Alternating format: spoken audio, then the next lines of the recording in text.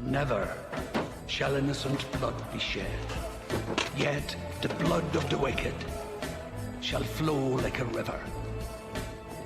The three shall spread their blackened wings and be the vengeful striking hammer of God.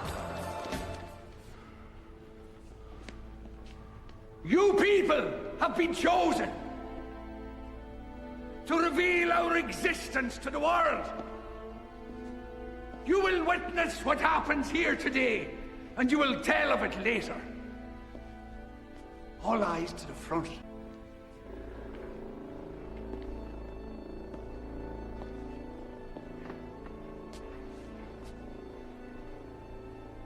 You must watch, dear. It'll all be over soon.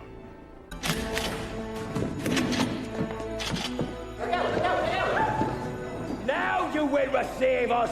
We do not ask for your poor, or your hungry. We do not want your tired and sick. It is your corrupt we claim. It is your evil that will be sought by us. With every breath, we shall hunt them down. Each day, we will spill their blood till it rains down from the skies. Do not kill, do not rape, do not steal. These are principles which every man of every faith can embrace. These are not polite suggestions. These are codes of behavior. And those of you that ignore them will pay the dearest cost. There are varying degrees of evil. We urge you lesser forms of filth, not to push the bounds and cross over into true corruption, into our domain. For if you do, one day you will look behind you and you will see we three. And on that day, you will reap it. And we will send you to whatever God you wish.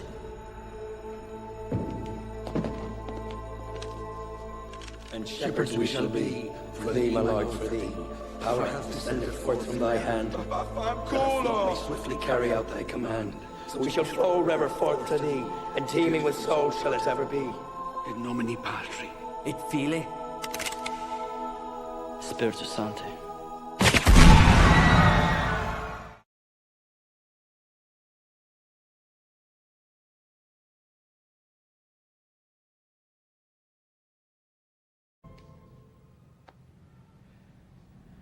How far are we gonna take this star?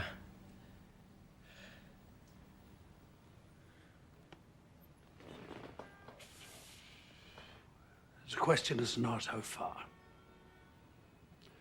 The question is, do you possess the Constitution? The depth of faith to go as far as is needed?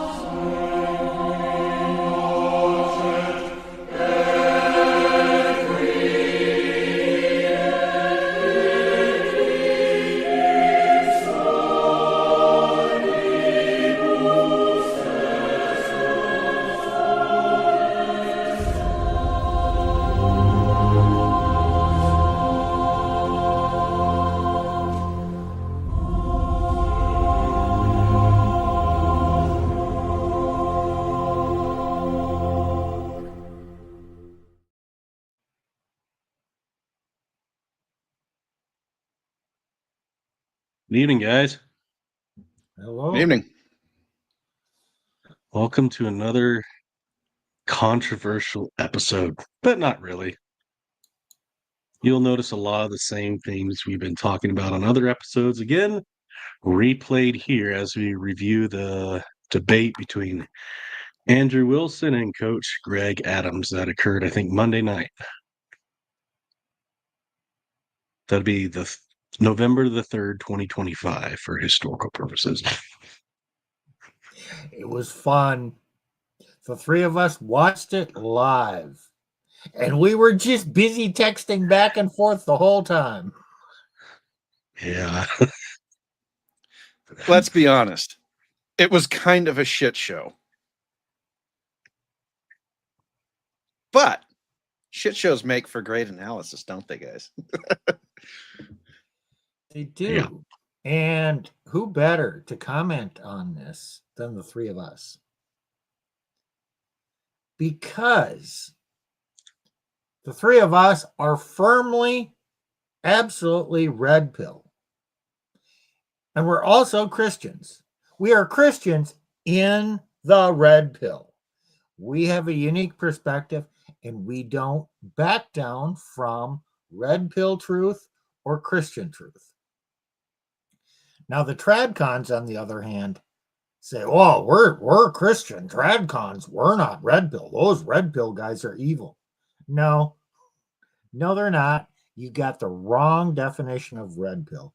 Red pill is just understanding the truth of human nature and especially female nature. So why can't you be Christian and red pill? Red pill does not equal pickup artist. Sorry, guys, it does not.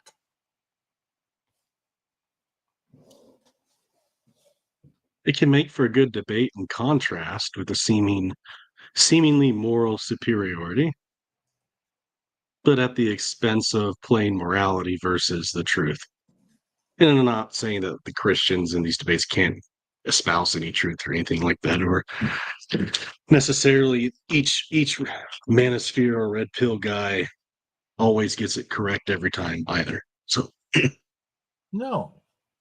Christians don't get it all correct because there's different factions in Christianity. Guess what? There's also different factions in the red pill.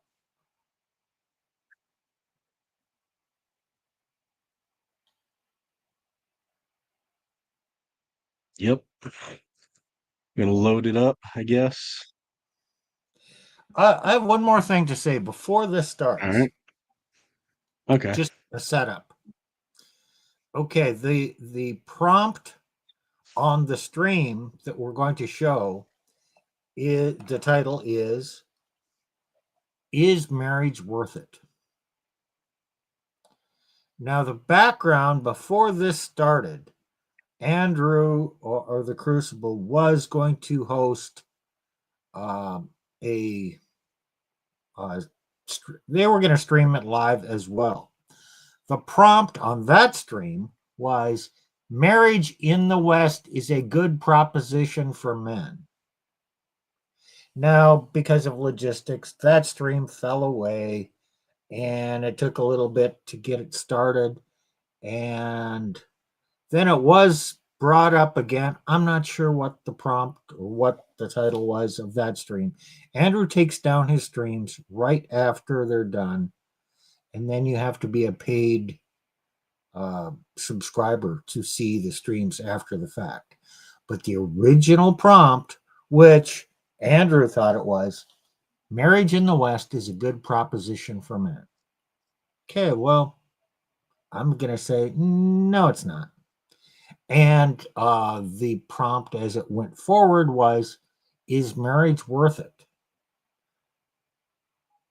Okay, well, let's keep that in mind when we're talking about it or reviewing this. Fair enough. Yeah. Anybody who watched that or watches that or watches this with us, did they, guys, just to, so we don't bury the lead here, did they even follow the prompt? Not really. Depends what is. Are you going Bill Clinton on me, Nick? Well, is it historically speaking a good thing in the West? And of course, I would make that in the affirmative. Is Sure. as in current, as in right now, currently in the West, I would say no. Well, CGA is going to start out saying marriage has been historically good. He has Pretty no much, problem yeah. with that. And Andrew says marriage is good, and here's my prescriptions for making it good. And you can already kind of see the logic problem here that we are, and this is what we're stepping into. So I'll just put this up there. I need to make it full screen. Here we go. Is that better? Yeah. Okay.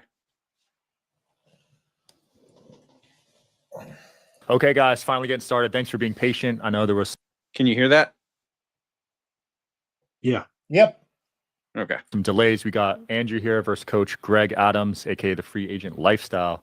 We're going to talk about today, is marriage worth it for men in the West? So let's get into some opening statements. Who wants to start off? Yeah, man, marriage is a great institution. It was an institution that built the community of America. Most of the better communities that have safety, good children, good schools are typically centered around marriage. However, marriage has not progressed to the point where men could be safe legally, and a lot of men have experienced tremendous damage, collateral damage as a result, and it has led to broken families, a lot of broken hearts, simply because the laws are not positioned to benefit both people in a divorce. Therefore, you have no fault divorce. You have opportunities for women to use the courts against men. And as a result, men have seen 1, 2, and 3 generations of men getting harmed, their grandfathers, their fathers, their uncles, their brothers getting harmed by this. So Generation Z men are not positioning themselves for a positive marriage. So at this particular point, if someone asked me, would I recommend marriage for them, and they were in a certain position in life, they weren't established, I would say no. There's no benefit for the person to get married today. Got it. Your response, Andrew? Yeah, I didn't hear any anti-marriage arguments. I heard anti-divorce arguments. So I'm with you on divorce, 100%. Stream over. And But you agree. But it's a good thing that the topic isn't on divorce, it's on marriage. And it seems like you agree with my proposition then. And the proposition is that marriage, quote, is a great institution. Yep. And that right now your concern is that men can't be safe in marriage, but that's not actually what you're saying. You're not saying men can't be safe in marriage. They can. You're saying that they may not be safe in divorce. So he's unnecessarily splitting marriage and divorce. Yeah, you can distinguish them. You can, in a way, separate them. But like if you're going to do a topic on theology, you can never separate the divinity of Christ from theology. You can talk about all the attributes of God. Hey, we're talking about the attributes of God, but somehow this has nothing to do with the Trinity. That's false. A lot of times, actually, in confessional documents, marriage and divorce are intrinsically linked together. Like in the Westminster Confession of Faith, there's a whole section on marriage and divorce and the qualifications for marriage, what it is, how it's instituted, et cetera, and how and what are under what circumstances can you get divorced. Nick, hold on. You're trying to link two things together here. Now, let me do an analogy. Jumping out of an airplane without a parachute is safe. It's only hitting the ground that's the bad part. So let's just talk about hitting the ground and not jumping out of the airplane, okay? Well, except in your marriage vows, you even say, there's a lot of times they're vows, meaning that they can be irreparably broken.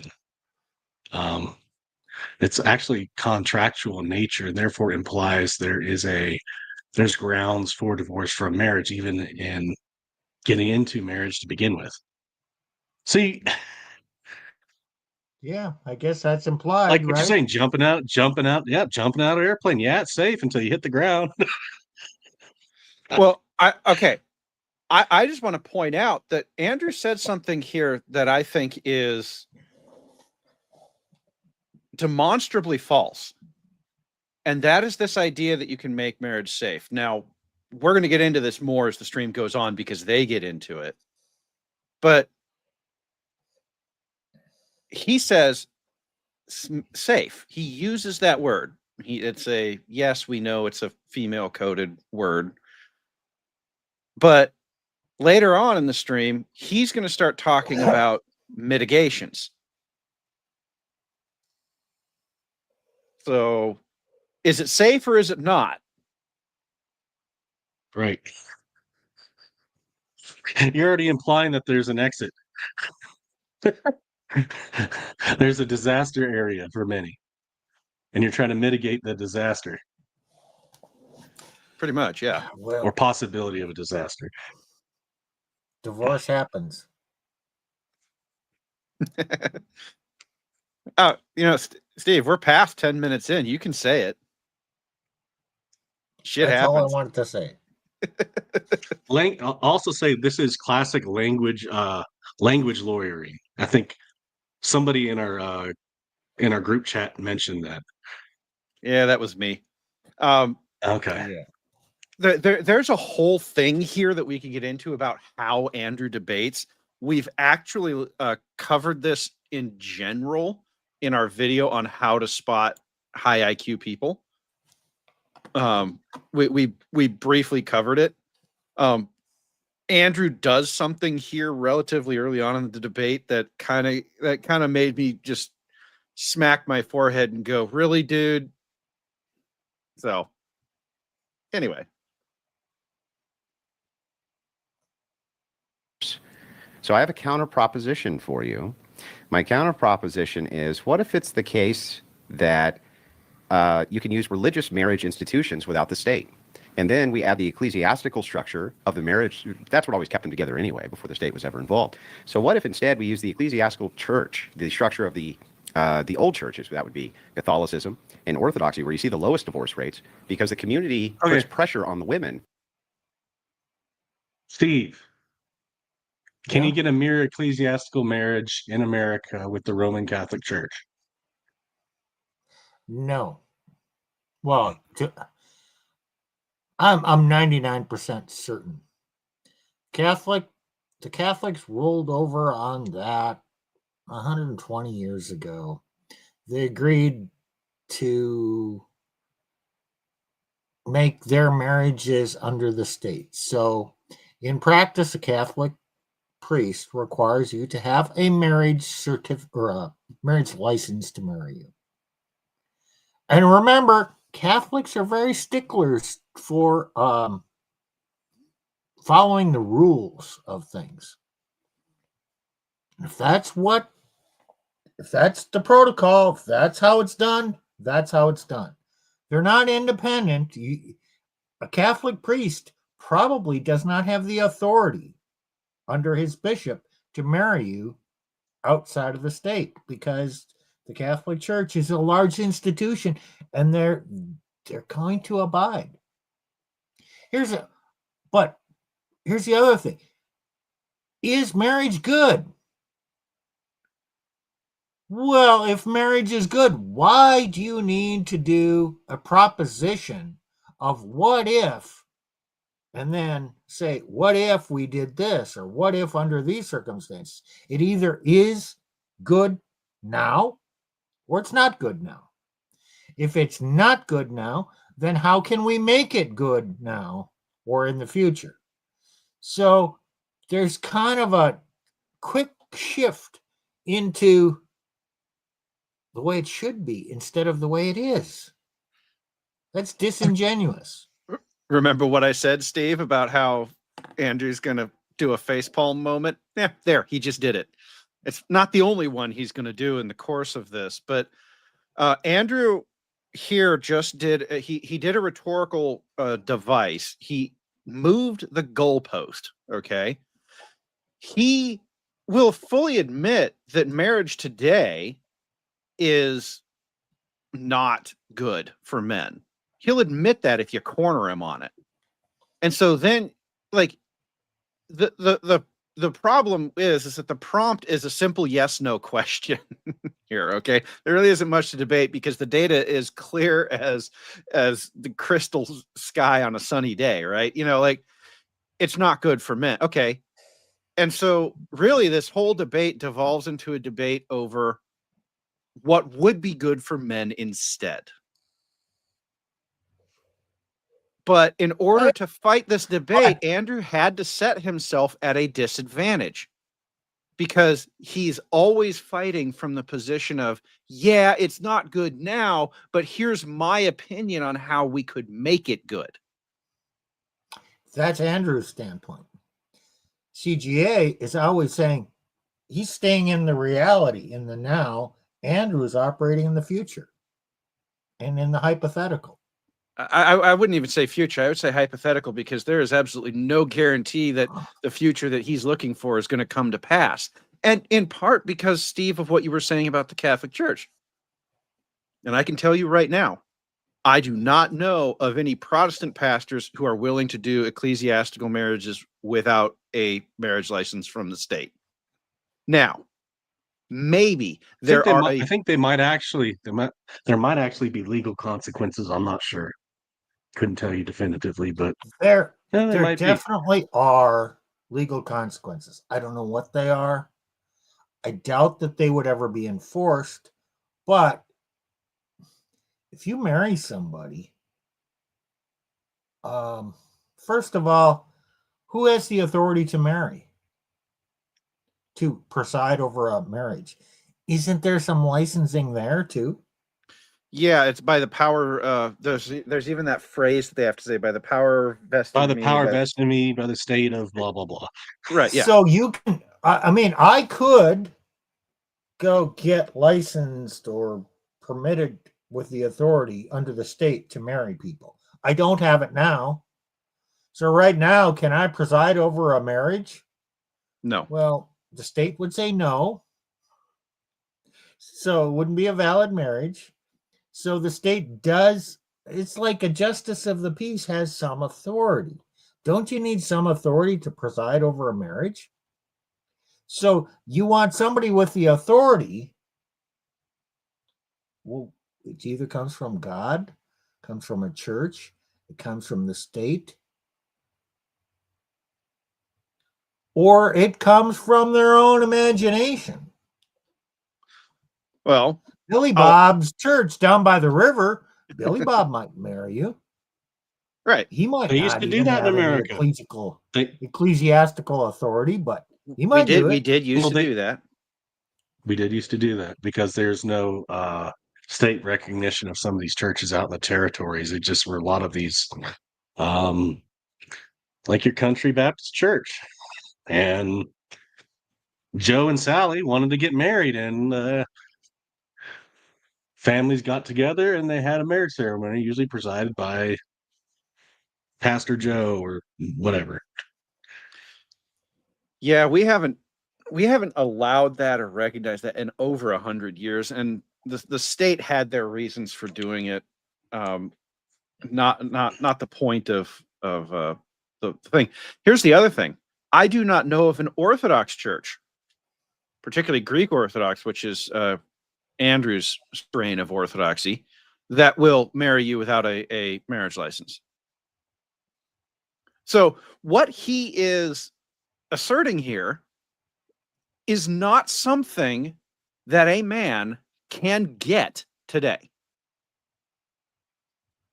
You cannot get an ecclesiastical marriage. So we are already out in pure fantasy land. Like there's not a place you can go. I mean, well, except for, as Nick said, Billy Bob's church down by the river, right? Like there is no legitimate church that you can go to, no recognized church you can go to get this thing that he's asking for. So already he's telling men to do something that they simply cannot do.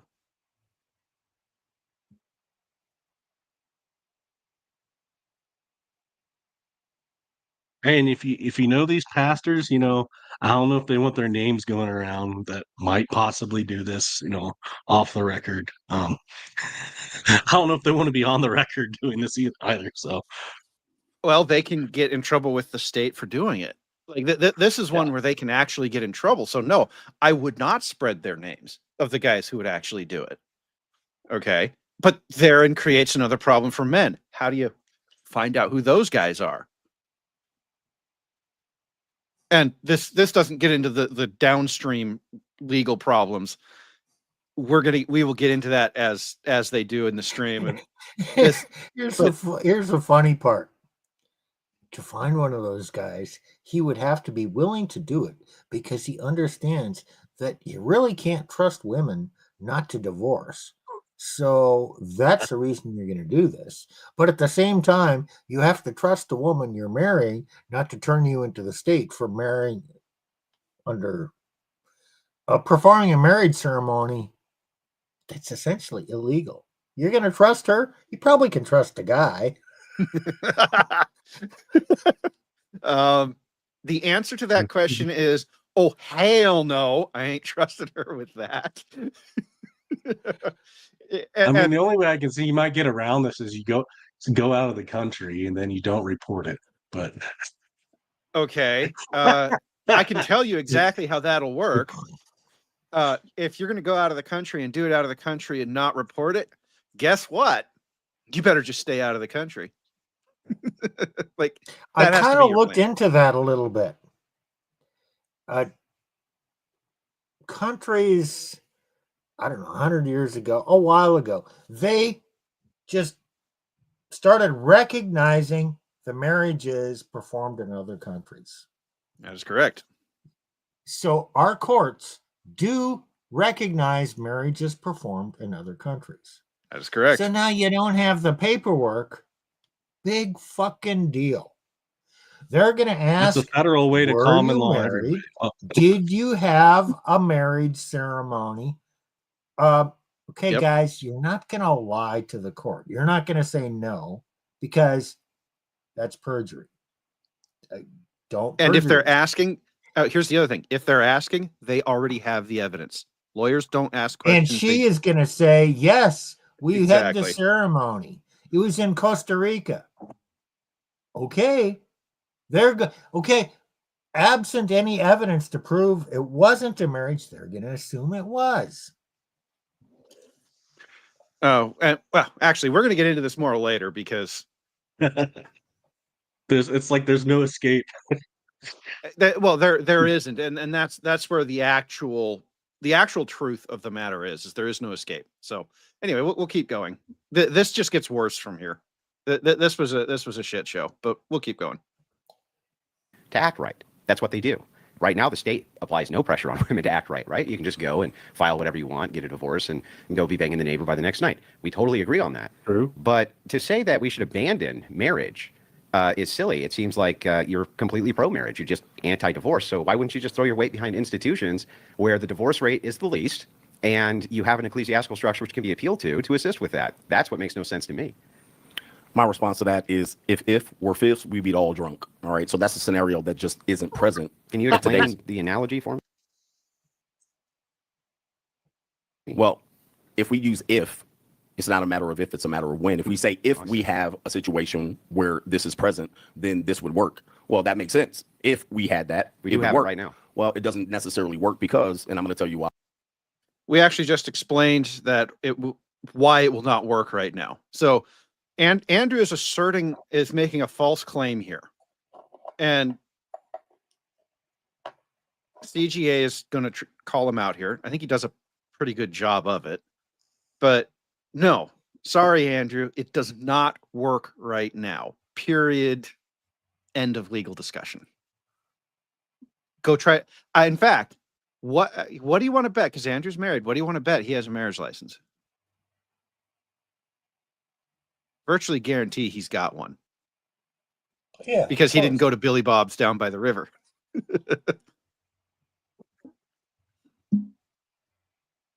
Right? Okay. Because a woman can go to a divorce attorney and they can simply just say, hey, listen, it was a off the cuff, off the state divorce, but you got married within a certain state, or she filed in a certain state, so therefore the divorce goes on. No, absolutely, yes. Well, listen, I've been to with the divorce attorneys, and what they'll tell you is, hey, listen, you can get married in the ritual, you can get married in the orthodoxy, you can get married off record, but if she files and that woman is hell bent on saying, we got married, I don't care if it was a ceremony where we walked on coals with our feet bare, that's considered a marriage. You also have common law. You have a lot of other ways for that woman to establish marriage. How does your way eliminate common law? I don't have any way to eliminate common law. So what I have is a way for men to avoid then the being used.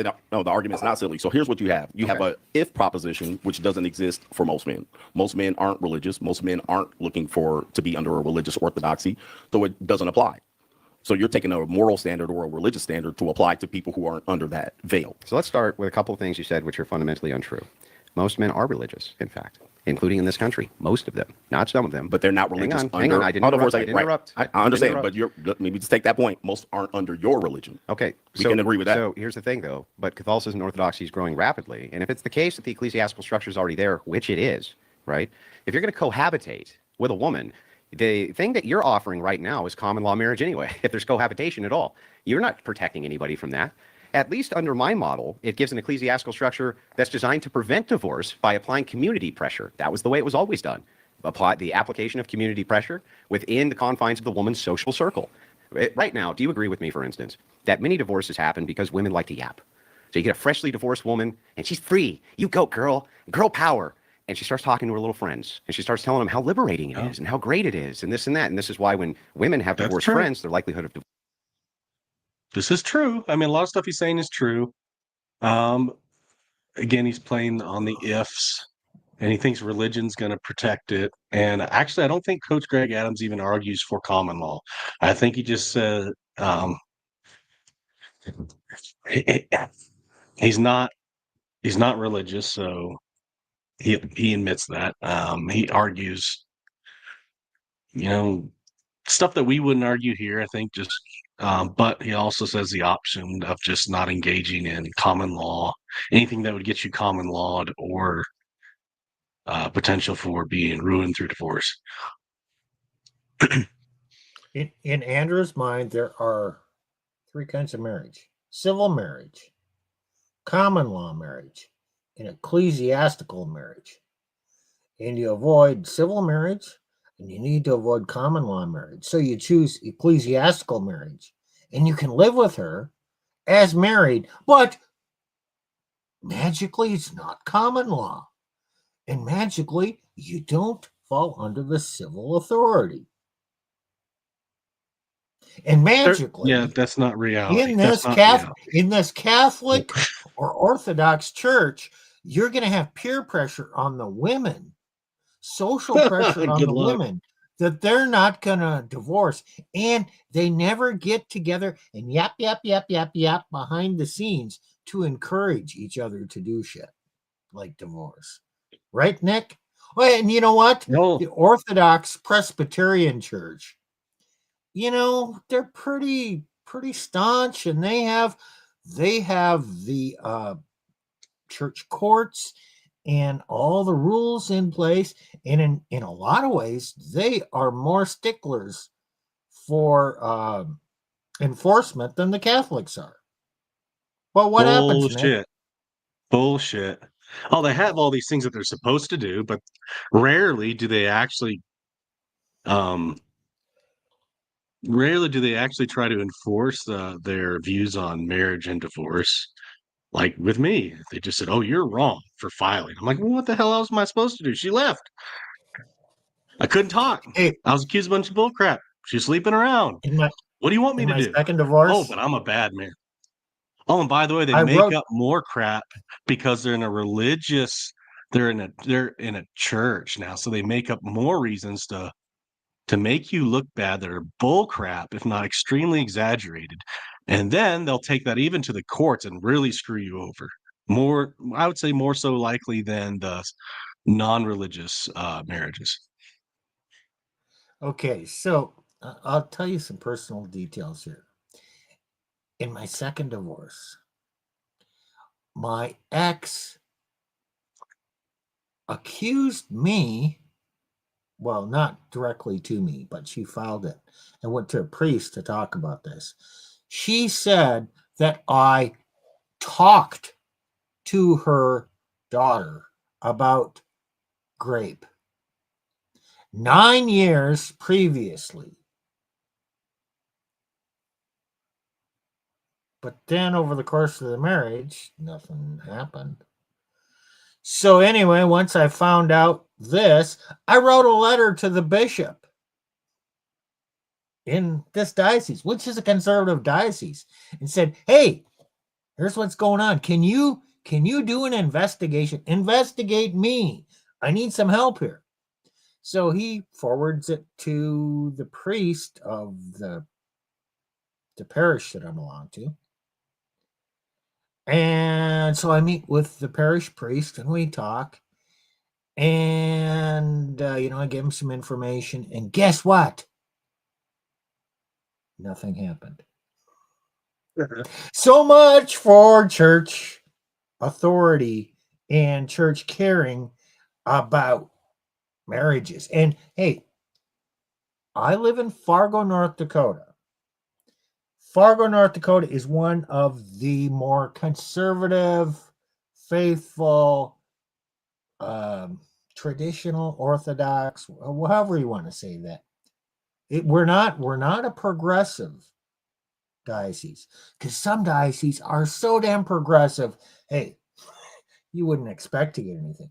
But if you can't get it in Fargo, it's not happening anywhere, folks.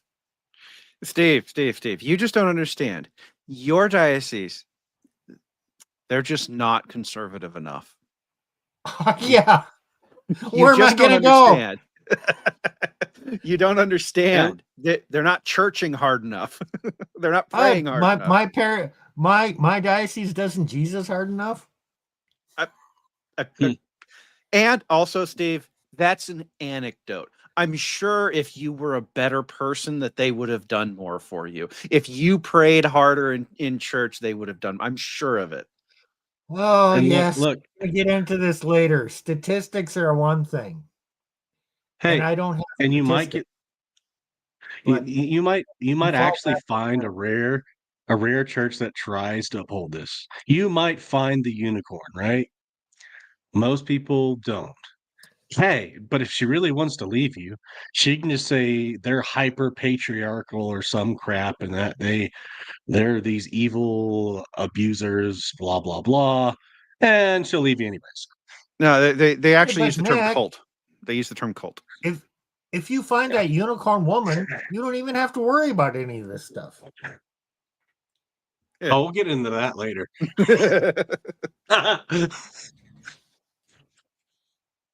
Divorce actually rapidly increases. It's for this reason. Divorce is contagious. So if it's the case that the social contagion is eliminated because now we have an ecclesiastical structure, an ecclesiastical authority, which won't grant it because you get ostracized from that social group through excommunication, for instance, or not being able to participate anymore with that community, that's an Quick question, Steve. When was the last Yeah. time the church or the Catholic Church excommunicated a wife who divorced her husband?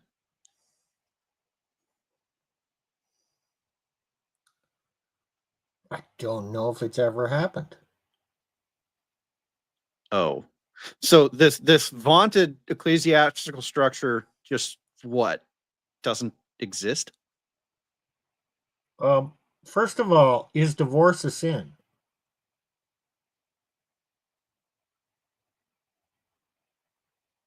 Sometimes not. Oh, okay. I'm going to say maybe not. If the Catholic Church views marriage as a permanent, indissoluble union, and you get divorced, in the eyes of the church, you are still married. Therefore, what sin has been committed by the divorce?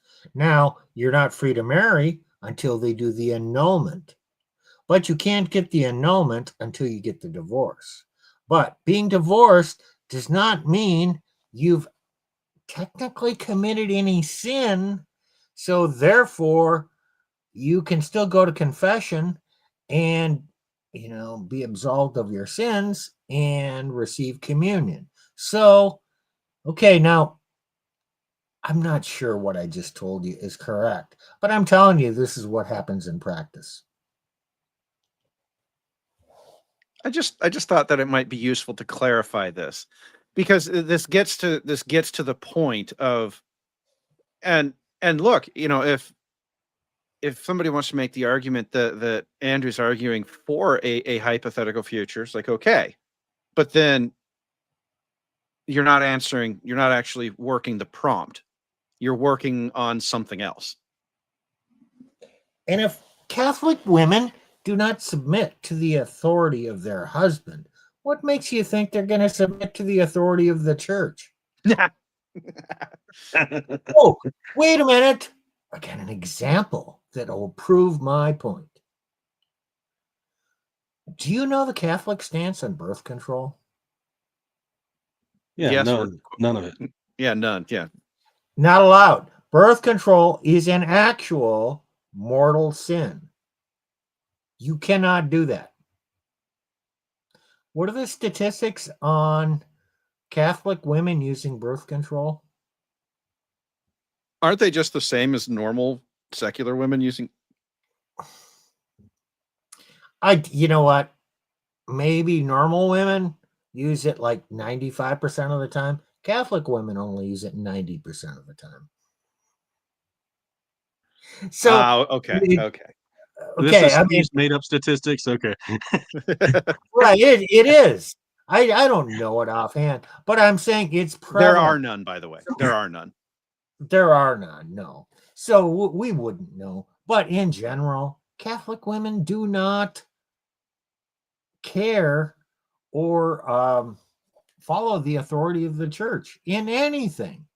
It's what they feel. Well, Same as all women. Steve, a better way to tackle that would be to say, okay, the church says that that birth control is a mortal sin. Okay, Steve, was your ex? I'm assuming she was Catholic. Was she on birth control at any point? First one, she was on birth control until we got engaged, and then we had to stop having sex. And then after marriage, she was never on birth control. Okay. Second wife, from the time I met her till we were divorced, she never was on birth control because she didn't like it. I mean, didn't like the effects. She was one of those rare women who thinks about it analytically and says, no, I'm not doing that. Okay, but you had one who was willing to do it. So you had one who was. Well, one did it before marriage, but then once we got legal, then no. Right. But see, that's interesting. But because the use of birth control is the mortal sin, not use of birth control in marriage. I didn't realize that there's an asterisk on this mortal sin. They're not. You're never supposed to use it because you're never supposed to have. Believe the sexual. This is a Catholic teaching on it. It's not just a meanie thing. The sexual act is both procreative and unitive. And those two purposes cannot be separated. Therefore, you cannot subvert the procreative function and still have it to be unitive. Okay, that's it in a nutshell. I could go in deeper, but we're not going there today. I mean, there is validity to this argument beyond what I'm going to go into here. So, well, my point here is that, okay, the church says it's a mortal sin, and on Steve's sample size of 2, we have 50% of them doing it anyway. Now, I realize it's not a statistically relevant sample, but this is about as good as you're going to get because we do not have data on this subject. But as the mortal sin thing goes, and there's Catholic women out there willing to say, fuck it, I'll do it anyway, right? That should tell you everything you need to know. Application of a serious and significant social pressure, which can do the very thing you want, bring back that great institution, absent the state, and it avoids this whole problem of common law marriage. Because if it's the case that you can be common law married anyway inside of a state, and they can, get grounds for divorce on that anyway, then we actually need to have some social pressures to prevent them from doing that. So it sounds like we agree marriage is awesome for men. Divorce is terrible for them. So it seems like we should be attacking the divorce structure here, and it doesn't seem like you actually have anything to do that other than just avoid the thing that's great for you, because this other bad side effect could happen. Sure, that's so like smoking cigarettes. So why don't we attack the bad side effect when we have the mechanism to do it? It's not if, we can do it now. Okay, right so like smoking cigarettes is the same analogy you're saying. Okay, here, cigarettes in this situation, we obviously know it has negative side effects, so you would avoid it. Now, here's the issue that I have with it. It sounds great on paper, but we can't travel to the land of make-believe. It sounds great.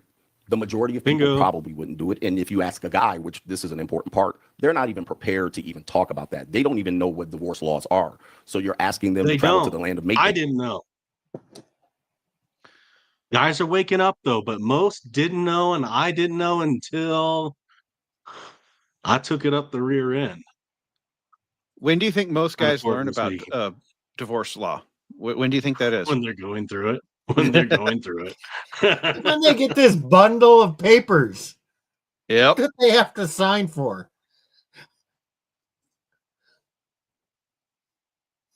Yeah. I mean, here's the thing.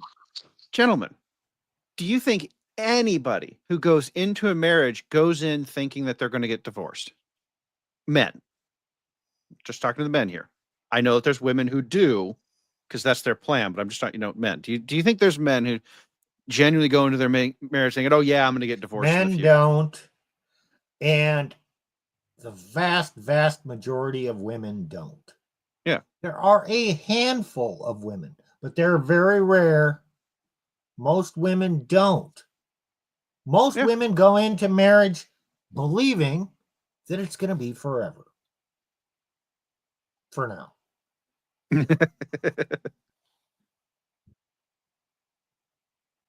Leave under or I should a say marriage most system women that believe it's right now it's going to be forever. Go ahead. a small percentage of people use. No one uses it today. You might have said they used it to the past. Today, that doesn't exist. So we can't travel to the land of make-believe to make marriage work for you. It might work in your marriage, but it doesn't work for the greater structure. Your argument here contradicts itself, because on the one hand, you say men don't know enough about marriage, but my assumption is that your mission is to let men know about marriage? Absolutely. Okay, well then, I don't understand how it's the land of make-believe if you can let them know about this, but I can't? Sure. Right, so you can offer that. So if I am, it sounds like I'm offering a real alternative to what you're offering, and here's what you're offering. Men, marriage is great. It's a great... So Andrew's now going to try to steel man CGA's argument here, just so you guys know what he's doing. Okay. This is just me commentating on the debate here. Okay, so wait a minute. If I form a corporation and file it in Delaware, I'm a Delaware corporation, and I go bankrupt, what court do I go to? Bankruptcy court. In what state? You have to go to the state where you filed the paperwork to Probably Delaware. Probably, yeah. If I get married in Delaware, and I move to North Dakota, and my wife files for divorce, what state do I get divorced in? North Dakota. Uh-huh. So if I have ecclesiastical marriage in Delaware, I'm safe. And I move to North Dakota. Doesn't North Dakota have just as much right to preside over the divorce, whether it was ecclesiastical or we're okay. laws in Delaware? Do you want to get into this, or do you want to save this for later? Because this specific argument comes up later in the stream. We will save it then. Okay. Institution is the best for children. These are your words. In marriage, right? Men seem to thrive. Their health seems to thrive. Everything seems to thrive. You're saying, well, the problem is that divorce rates are high, and they are. However, there's a few things there that you haven't covered. One, it depends on demographic too. For instance, if you're black, It's going to be way worse than if you're white. Correct. Okay, way worse. And also, socioeconomics matters, right? Demographics in general matter. So you can do a lot, actually, including prenuptial agreements. You can have a prenuptial agreement with the ecclesiastical authority without the state even involved, and it seems like that would mitigate your. Factually incorrect, Andrew. A prenuptial agreement is a document that is filed by a lawyer with the state. Sorry, dude. That's just not true. Like I don't know. In order to be legally enforceable, the document has to be notarized, and in order to be notarized, you have to present it to an officer of the state called a notary. They will record. Go ahead. Yeah, exactly. It's a notary. They file a court record. Also, it's then what's the second word in that?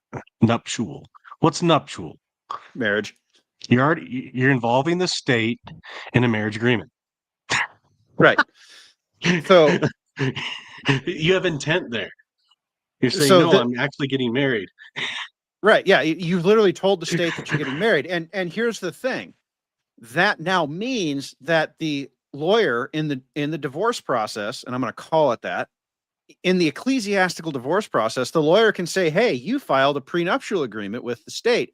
You intended to get married.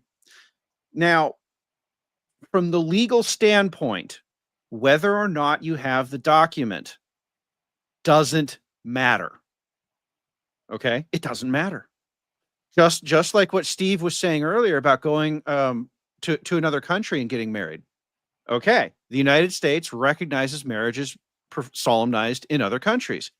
In the United States, states recognize marriages solemnized in other states. And guess what? States in the United States recognize marriages solemnized without a marriage license.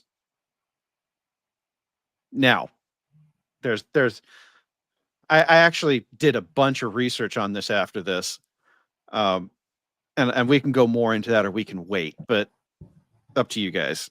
But what Andrew said here, specifically, get a prenuptial agreement, that is a false statement.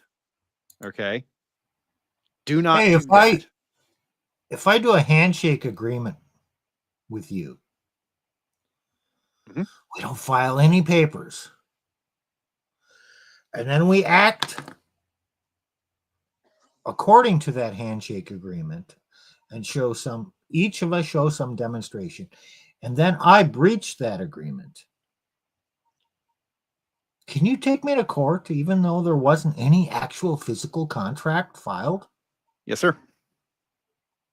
And would the court consider and determine whether the contract was valid? And would they use the intent of the parties to determine whether there was, in fact, a contract and whether there was a breach? Yes, and they actually have a very well-defined process for it. You need to, there's a set of criteria you have to meet. Was there an agreement in principle between the two parties?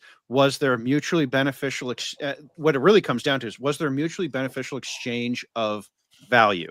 So I give you money, you give me a service or a product, et cetera, et cetera.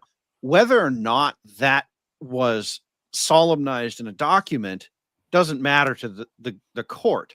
All that matters was there was an agreement between two parties to do something, and then something happened, and then of course you have to have evidence. Was that agreement broken in some way? Okay. So in an ecclesiastical marriage, would there be any evidence that they acted married? Would there be an exchange of considerations there? Sure. Rings, for one. I mean, at the ceremony. Yeah, if he's paying the bills and she's living in the house. Yep. That's consideration. If she is, they're having sex. It's kind of like a mutual consideration thing. Yeah. Damn, I think you're stuck. I think you're married. Wait. Years ago, what's this thing called palimony? I think it came from California. You guys know about that? Alimony, as in pals? Like, Yeah. Okay. I forget the name of the actor. This is from 10, 20 years, 20, 25 years ago. There was an actor, a rich actor who, well, he had a lot of money. And I looked it up. Shacked up with this woman for a long period of time. Did not get married because he didn't want to be on the hook. She took him to divorce court, claimed there was consideration, and she was awarded alimony, except it wasn't called alimony because they weren't actually married. It was called palimony. So the definition, according to the American Heritage Dictionary of the English Language, 5th edition, an allowance for support made under court order and usually given by one person to his or her former lover or live-in companion after they have separated. That's definition 1. Definition 2, a form of alimony paid to a former partner in a romantic relationship after a period of living together, even though the two persons involved were not married to each other. It is the absence of a formal marriage that distinguishes it from alimony. Third definition, a form of alimony paid to a former partner in a non-marital relationship. So you're saying that there's a whole legal definition for this idea that you can not have a state solemnized marriage and still have to pay up? Steve, no. You don't understand. This won't happen to me. Okay. And by the way, even if you're in a non-common law state, she can visit another state and file paperwork. Sure. Yes, that is legal. Yeah. Because all marriages are recognized by all states. So you can get divorced in any state, which means you can venue shop for the best venue for what you're trying to do. Might be a bit more complicated than that. You can't just visit the other state. You have to be there. You have to establish residency. Establish a residence, which may require 6 months. So she separates from you. She moves to a common law state, and you're separated for 6 months. Then she files for a common law divorce in that state. So just because you're separated has no bearing on probably anything. You're going to go to court. I don't know what the outcome is going to be, but you're not free and clear, guy. Right. Now, I do want to make a distinction here. Alimony is provided for by law. Palimony is not. Okay. You're not guaranteed to get this. Now, if any of you want to roll the dice on whether or not the courts are going to side with the women or not, you do you. Okay.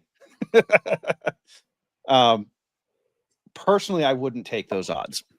Just speaking okay. as a man. I'm gonna take the other point. For men, life is full of risks.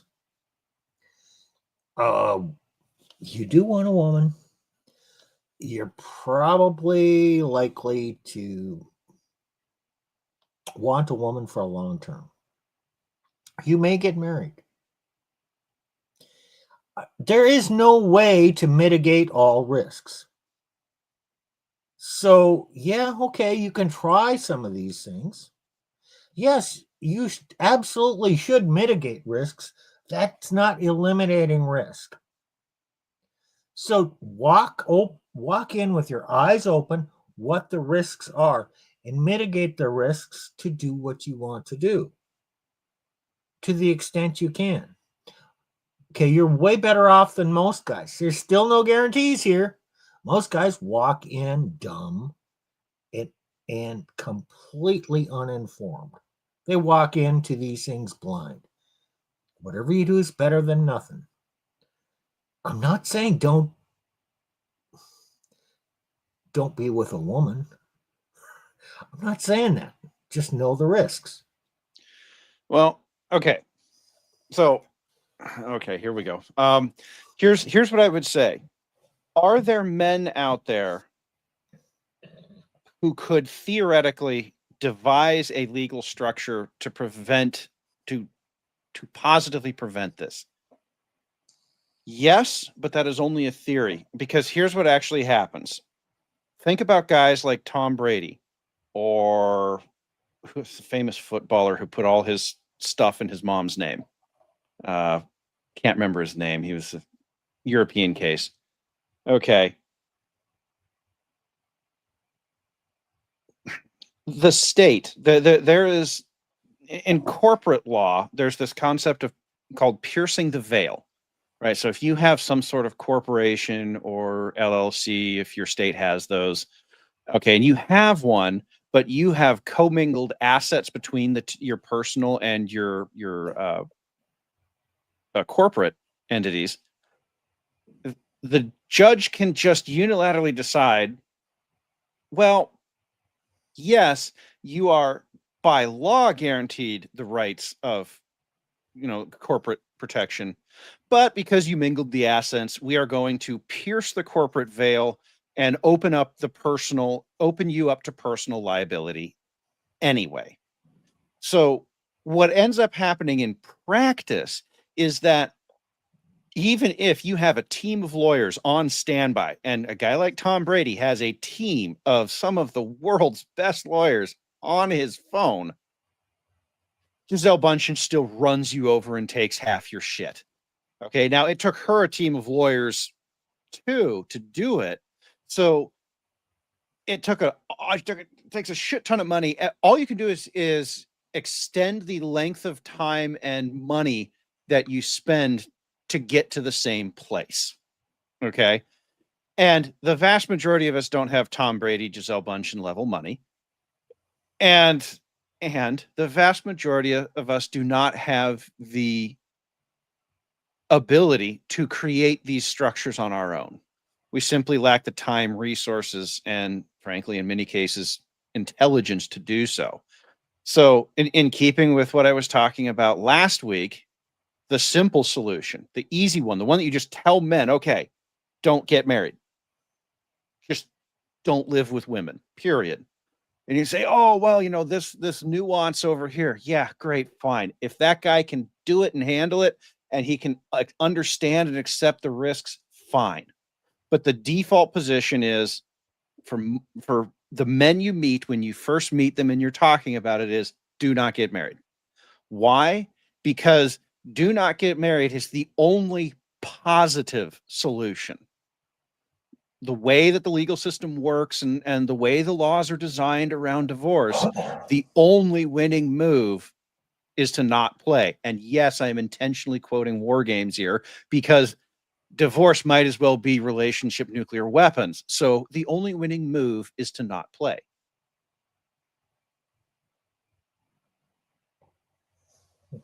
And it's putting immense pressure on the system and on women and on churches. Everybody's getting really concerned. What happens if you're a union guy and you work for a big corporation and they're not giving you the wages you deserve? You go on strike. And they hurt. Well, you hurt too. Obviously, you're hurting. Yep. I'm out here walking the pickup line. I'm not getting paid. Yep. I don't want to do this. The company is hurting. But eventually, they hurt bad enough, and you hurt bad enough. And so, okay, well, let's talk. Let's see if we can reach an agreement. Well, that's what's going on right now in society. Men are kind of on strike. And the other side is getting all riled up. And they're trying to entice men back on to, come back to work, please. We're not going to change anything. Please come back to work. And the men are, I don't think so. So, no, stay out there on the anti-marriage picket line. And they're already getting concerned. Things may change in the laws sooner than you can imagine. And women are already starting. There is lots of talk about women changing their mind. And certainly they're lamenting over no men to marry right now. How many TikToks do we have to wade through of women? Where are all the good men at? No, it's absolutely true, but there's this problem that you run into is, first of all, on this particular, what we're talking about is called the Baskerville solution. We did a video on that many, that was over a year ago now. And that's Dr. Stephen Baskerville. And he actually proposes this concept of a marriage strike. We agreed with it and we said, yeah, do this. But part of our problem, Steve, to continue with the union language, is we have a shit ton of scabs out here willing to cross the line, don't we? We do. And the word for those is simps. Yeah, okay. Risk to damn near nothing. Hey, that brings to mind. Where are the good men? They're still walking the picket line. He can marry one of those scabs.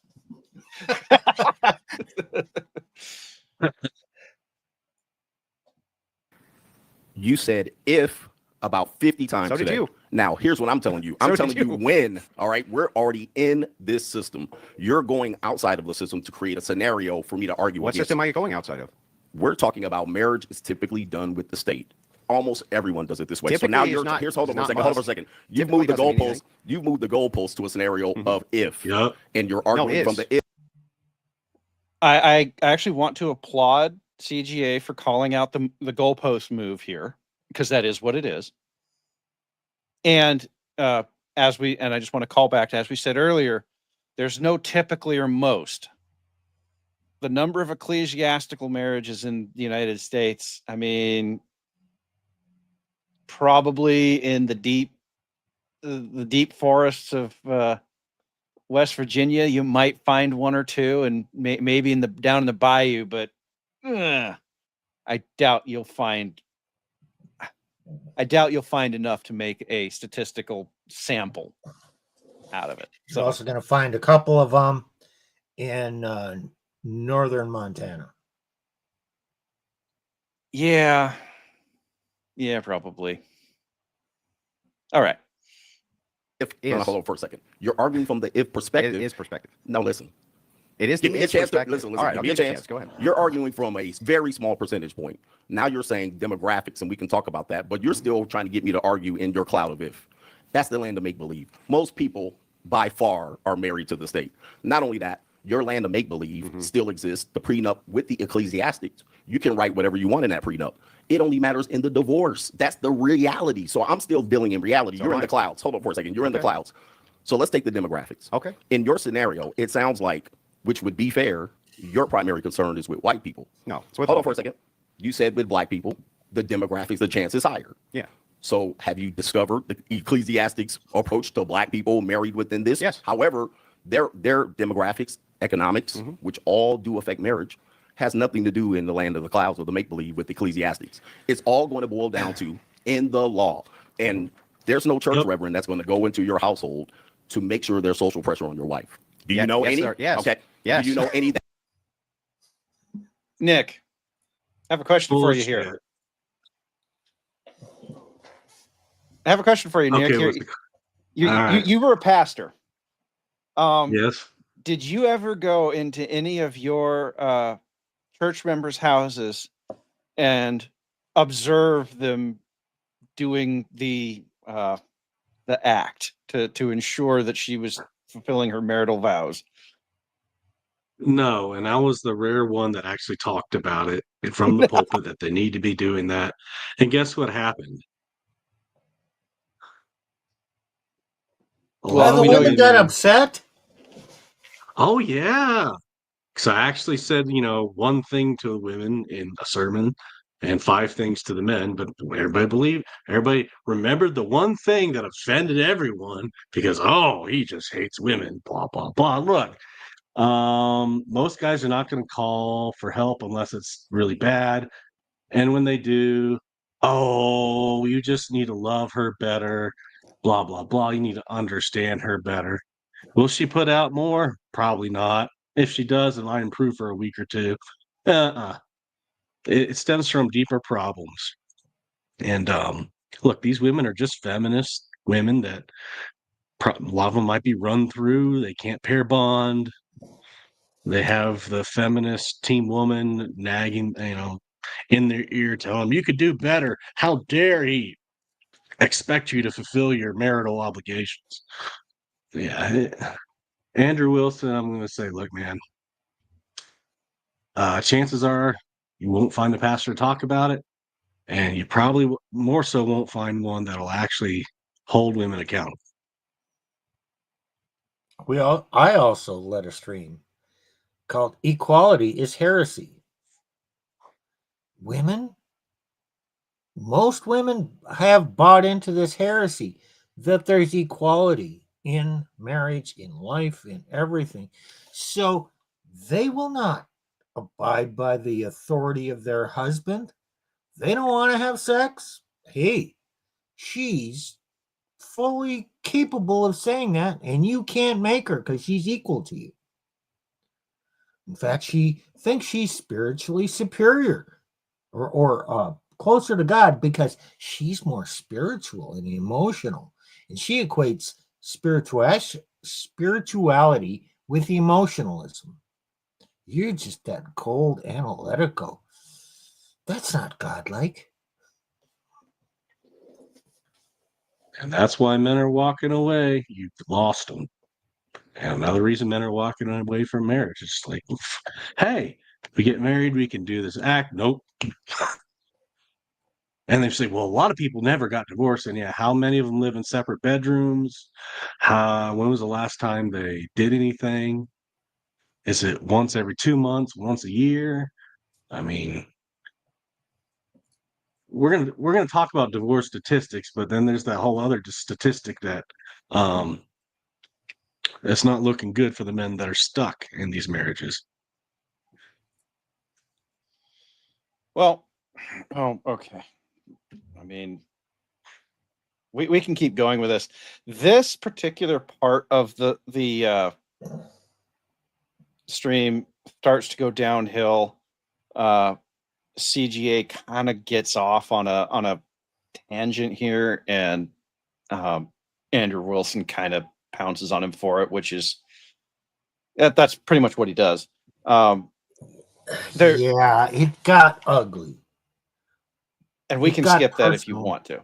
And guys, both of them started criticizing the others. CGA talked about something and Andrew couldn't keep up with what he was trying to say, couldn't grasp it. So he called it incoherent. It wasn't incoherent. So he called CGA stupid, and then CGA was, throwing digs, and there was digs going back and forth. And at the very end of this debate, CGA, made some really inappropriate remarks about Rachel. Not cool. Yeah. And I want to say that, not cool. But both guys neither one of them showed proper restraint in person. Moderator was asleep. Yes. However, I will also say this. If you have to appeal to the moderator to try and win your debate, you're losing. And if Andrew watches this, Andrew, I know you're a blood sport debater, but when things get this way, you're the Christian. They're going to look at your behavior too. And you know what? Show yourself to be the Christian. And, you might want to temper some of that. And you never thought that you'd go in to a debate with a black man who is wicked smart. You underestimated him. All right. Do you want to continue? Or do you want to skip through the kind of shit show, or what do you guys want to do next? Kind of want to skip through the crap show, but get to where they start talking about statistics. I think that's like the next. They talk about law and statistics. That's kind of like the most interesting part I found. Yeah, I'll try and cue it up, but I don't have that specifically. But it's definitely much further on here. This is the actual where they start talking stats. So there, we'll cue start it up. here. Oh no, there's okay. We'll start here. Look at the data. So I let's would look love at. to, please. Do you want to look at the Catholic data and Orthodox data for marriage? We're talking about your ecclesiastic proposal. This is the ecclesiastical proposal. If we're using Catholic and Christians, their divorce rate tends to be very No. close. I'll look it up. It's very close. Let's Not go ahead and look Catholic. it up. Hold on. Self-ID'd Christians. Okay, Self-ID'd Christians. Okay. Self-ID. Self-ID. No, let's just put Christians. Christian. He's like, Christian and he Catholic. likes You have to to dice define- up- you have he to tell likes me what a to- Christian He likes to is. dice up all of these It's people. And important. listen, I would love to go to your church one day. I would be Okay. a wonderful guest, and I would love to thump the Bible, and I would love to say a prayer with you. However, this conversation is entering into Can we pull up my screen? very much a Sky Daddy conversation, which All right, we got then it's about Who belief. brought up Sky Daddy? You.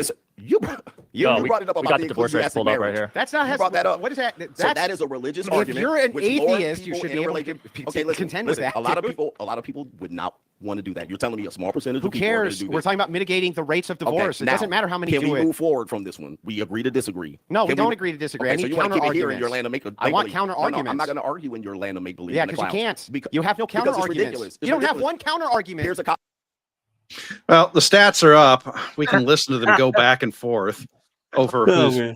smarter than each other. Okay. So, does anybody notice anything about these stats? By the way, this is Chat GGP, and I can monologue about the problems here for a little bit. Chat GPT, it's AI, so take that for what it's worth. The stats, Catholic, mainline, they break it down okay.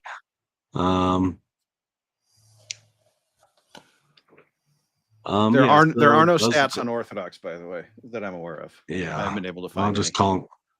I'll just say it's probably close to Catholic. Probably. Well, is. wait a minute.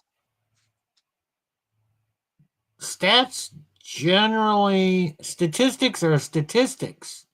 There's a number. This is a range. Oh, Steve, So, yes. Don't they just give me the number?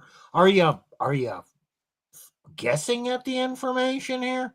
Are you having to fudge it? Do you not know? Do we not have stats on it? So you have to kind of make up shit? Okay, so this took me a while to nail down.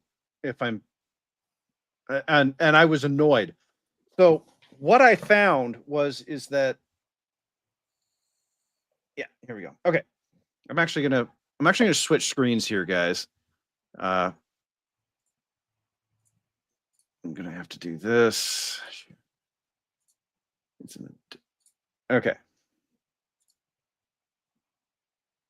And then, of course, I've got to put it up there. Okay, this is my Resurgence research window. There's all sorts of stuff in here. Okay.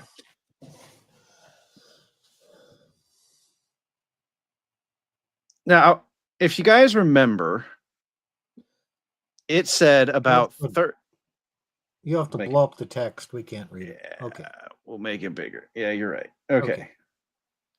This is the chart. Yearly percentage of divorces compared to marriages in the U.S. 2000 to 2023. So 23 was 33%. We'll just round it off, call it 33. Okay. What percentages of marriages end in divorce? Quick answer. And I'm going to read this. I'm going to read this slowly. About 33% of marriages ended in divorce in 2022, 2023. So that's like a 2-year period. Based on yearly divorce to marriage ratios, not lifetime divorce probability. So the AI, big difference. It's a big difference. It's a critical difference. Okay. AIs are not humans, and they are not intelligence. The AI took this number and confused it for lifetime probability. Now, you could say, oh, well, that was just a weak prompt on the part of the prompter. No, I've tried other AIs. They all get this wrong, and they all get it wrong roughly the same way. Okay. But the key here is you had a 33% chance of any marriage ending in 2022, 2023. So your chance of that marriage ending in that year was 33%. This is not the what percentage of, what this is not the what's the percentage of, what's your probability of your marriage ending? Isn't this total number of divorces in that year, or total number of marriages divided by total number of divorces? Correct. All of everybody. So it's not even in that year. Of all the people who have been married, there's, or let's say in a city or state, 30,000 divorces. But that year, 100,000 people got married. Therefore, the ratio is about 33%. Correct. Is that what it means? Right. So it's not about, right. So this is about basically the number of marriage licenses that were filed versus the number of divorce. Right. So this has nothing to do with my marriage. My Correct. marriage is still good. When I get married, someone else gets divorced, and that is somehow imputed back on my chances. Okay. I went digging, and there was a fascinating thing that happened. And okay, we're gonna switch back here, because I'm gonna go back to that other. There we go. I'm gonna go back to this. Notice, as Steve noted, there's ranges here. And what's up with these ranges? Now, you'll see the national average is declared as 33%. Oh, hey, look, that's the exact same 33% that I showed you, with the note from the research agency that is not lifetime probability. Okay. The AI got it wrong. Okay. So, but why are there ranges? Well, this led me down quite the rabbit hole, believe it or not. And the answer to why there are why is because there are disagreements amongst the demographers about what the first time marriage rate is. Now, I understand if that doesn't make any sense, but when you look at all of these statistics, they will quote you somewhere between 40 to 50% for a first marriage will end in divorce. But they will not tell you what the number is. They will tell you what the number is for second and thirds. They'll say it's like 64 for seconds and 73 for thirds. But they will not tell you what it is for the, and here's the thing. I couldn't figure out, what methodology they're using. It sounds like there's great disagreement on first time marriages, but not for seconds and thirds. And honestly, I don't know. What factor? Why? Yeah, you're trying to figure out what's the factor behind that. Yeah. Right. And I don't have an answer for you guys. Like this doesn't make, what I'm seeing doesn't make sense, but that's where the range comes from. When I got a marriage license, I don't remember applying for a Catholic marriage license or noting my religious affiliation when I got that license, nor in divorce court do I remember identifying or anything being recorded as, oh, this is a Catholic divorce.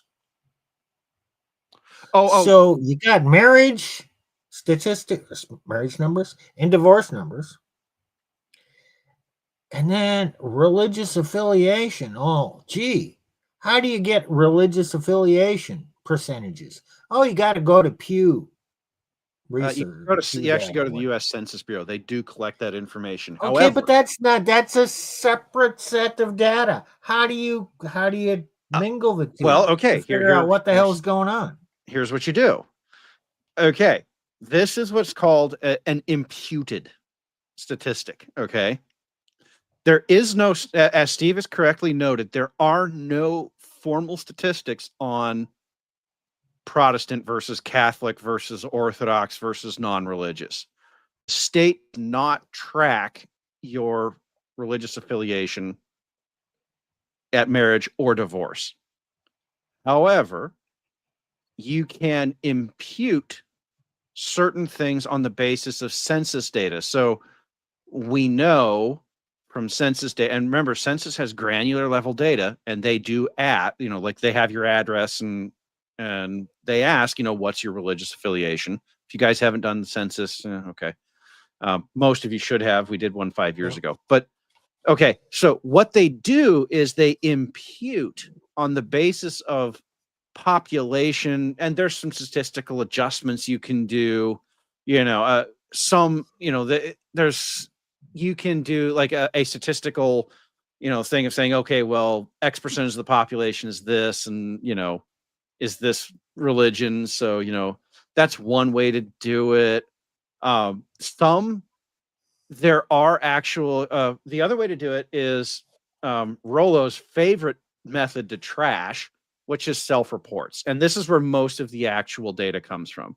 So Pew Research, and this is what Steve was getting at, will call up recent divorcees and ask them this battery of demographic questions about it. Religion will be included in that battery of questions. And from there, you can kind of statistically assert within a margin of error, because remember, Pew's not asking everyone, they're asking 1,000 or 2,000 people. And so this range is the margin of error on those stats. Most of what you get on divorce statistics, in fact, as far as I'm aware, all of what you get on divorce statistics for religion is self-report.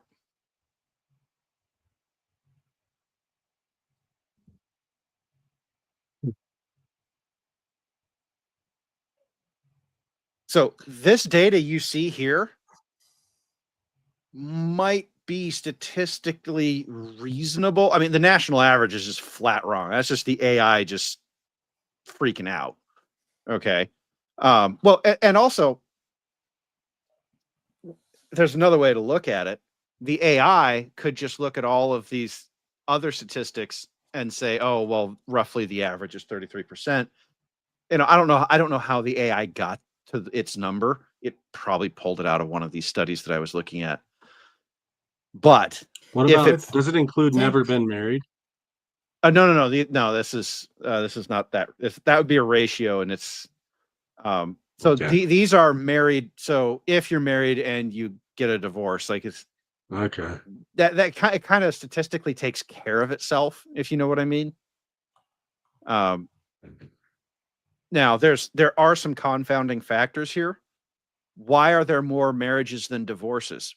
Well, because in the United States, pretty consistently, there's been more people this year than last year. Now, again, we've talked about demographics and how that's not quite the case, but we've been pretty stable for a while. So you can kind of, that ratio is going to go up and down depending on which cohort you look at. So it's, and one of the things I did learn doing this is that nowadays most demographers will use cohorts precisely because of this problem. They'll take a 5-year cohort and say, okay, you're this, or they'll take a standard generational, Gen X, Gen Z, whatever, and they'll do it for that. People commonly say, about 50% of marriages end up in divorce. Okay, well, that might actually be true. We don't know. Nobody has the exact information. But I think later on in this discussion, they're going to kind of bandy about that 50% number.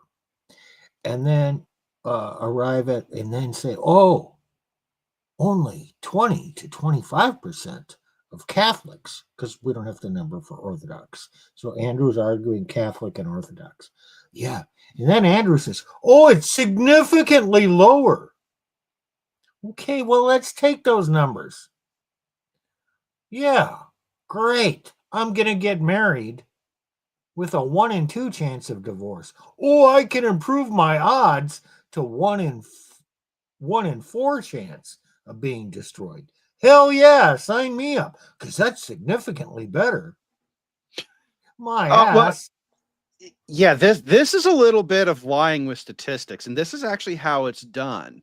Okay, so here's the okay. So let's use 50%. Okay, let's just use it. Okay, 50% of all marriages end in divorce. Okay.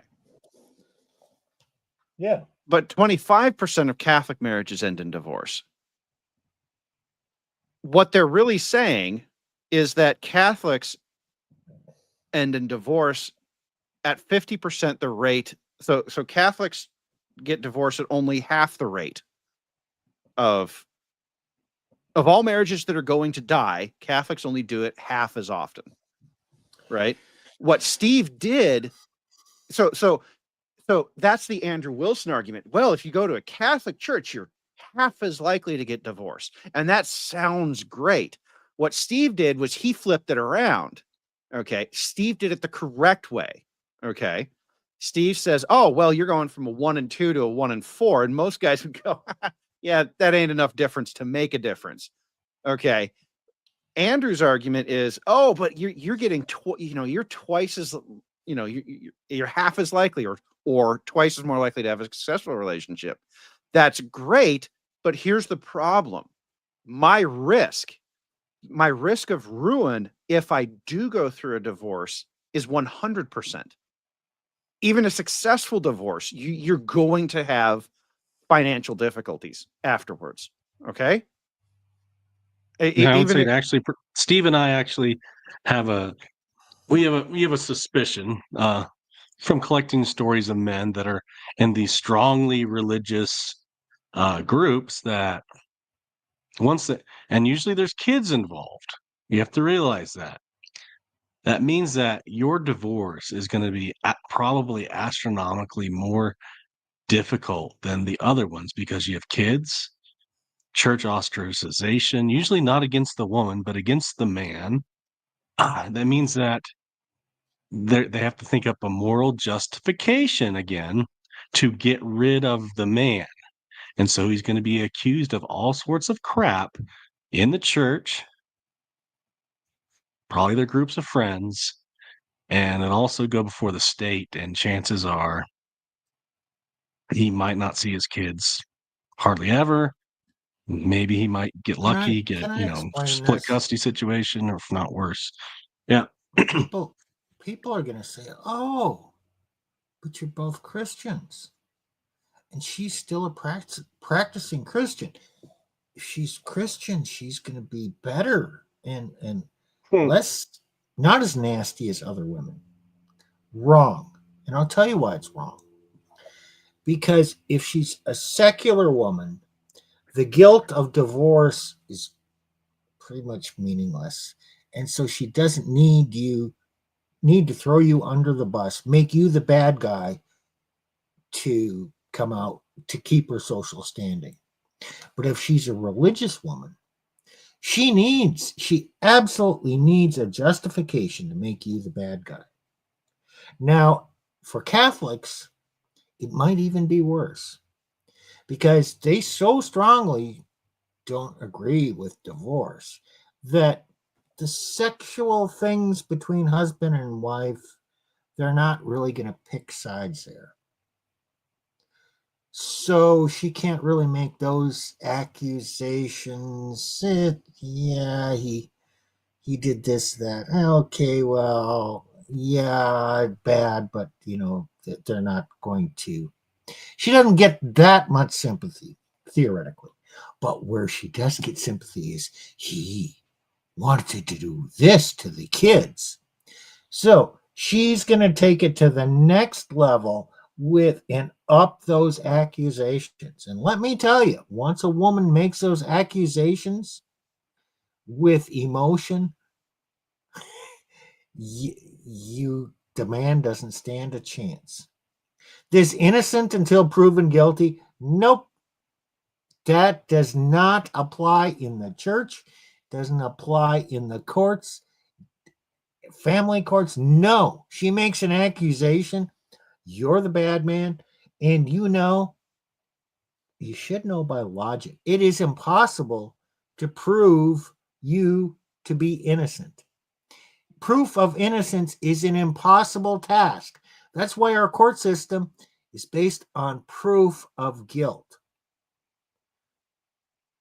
And if it's a felony, it's guilty beyond a reasonable doubt. That's the standard. Now, if it's civil, it's the preponderance of the evidence. But if you're in family court, it's the best interest of the children. What the hell does that mean? She makes an accusation and it's believed, and you're fucked.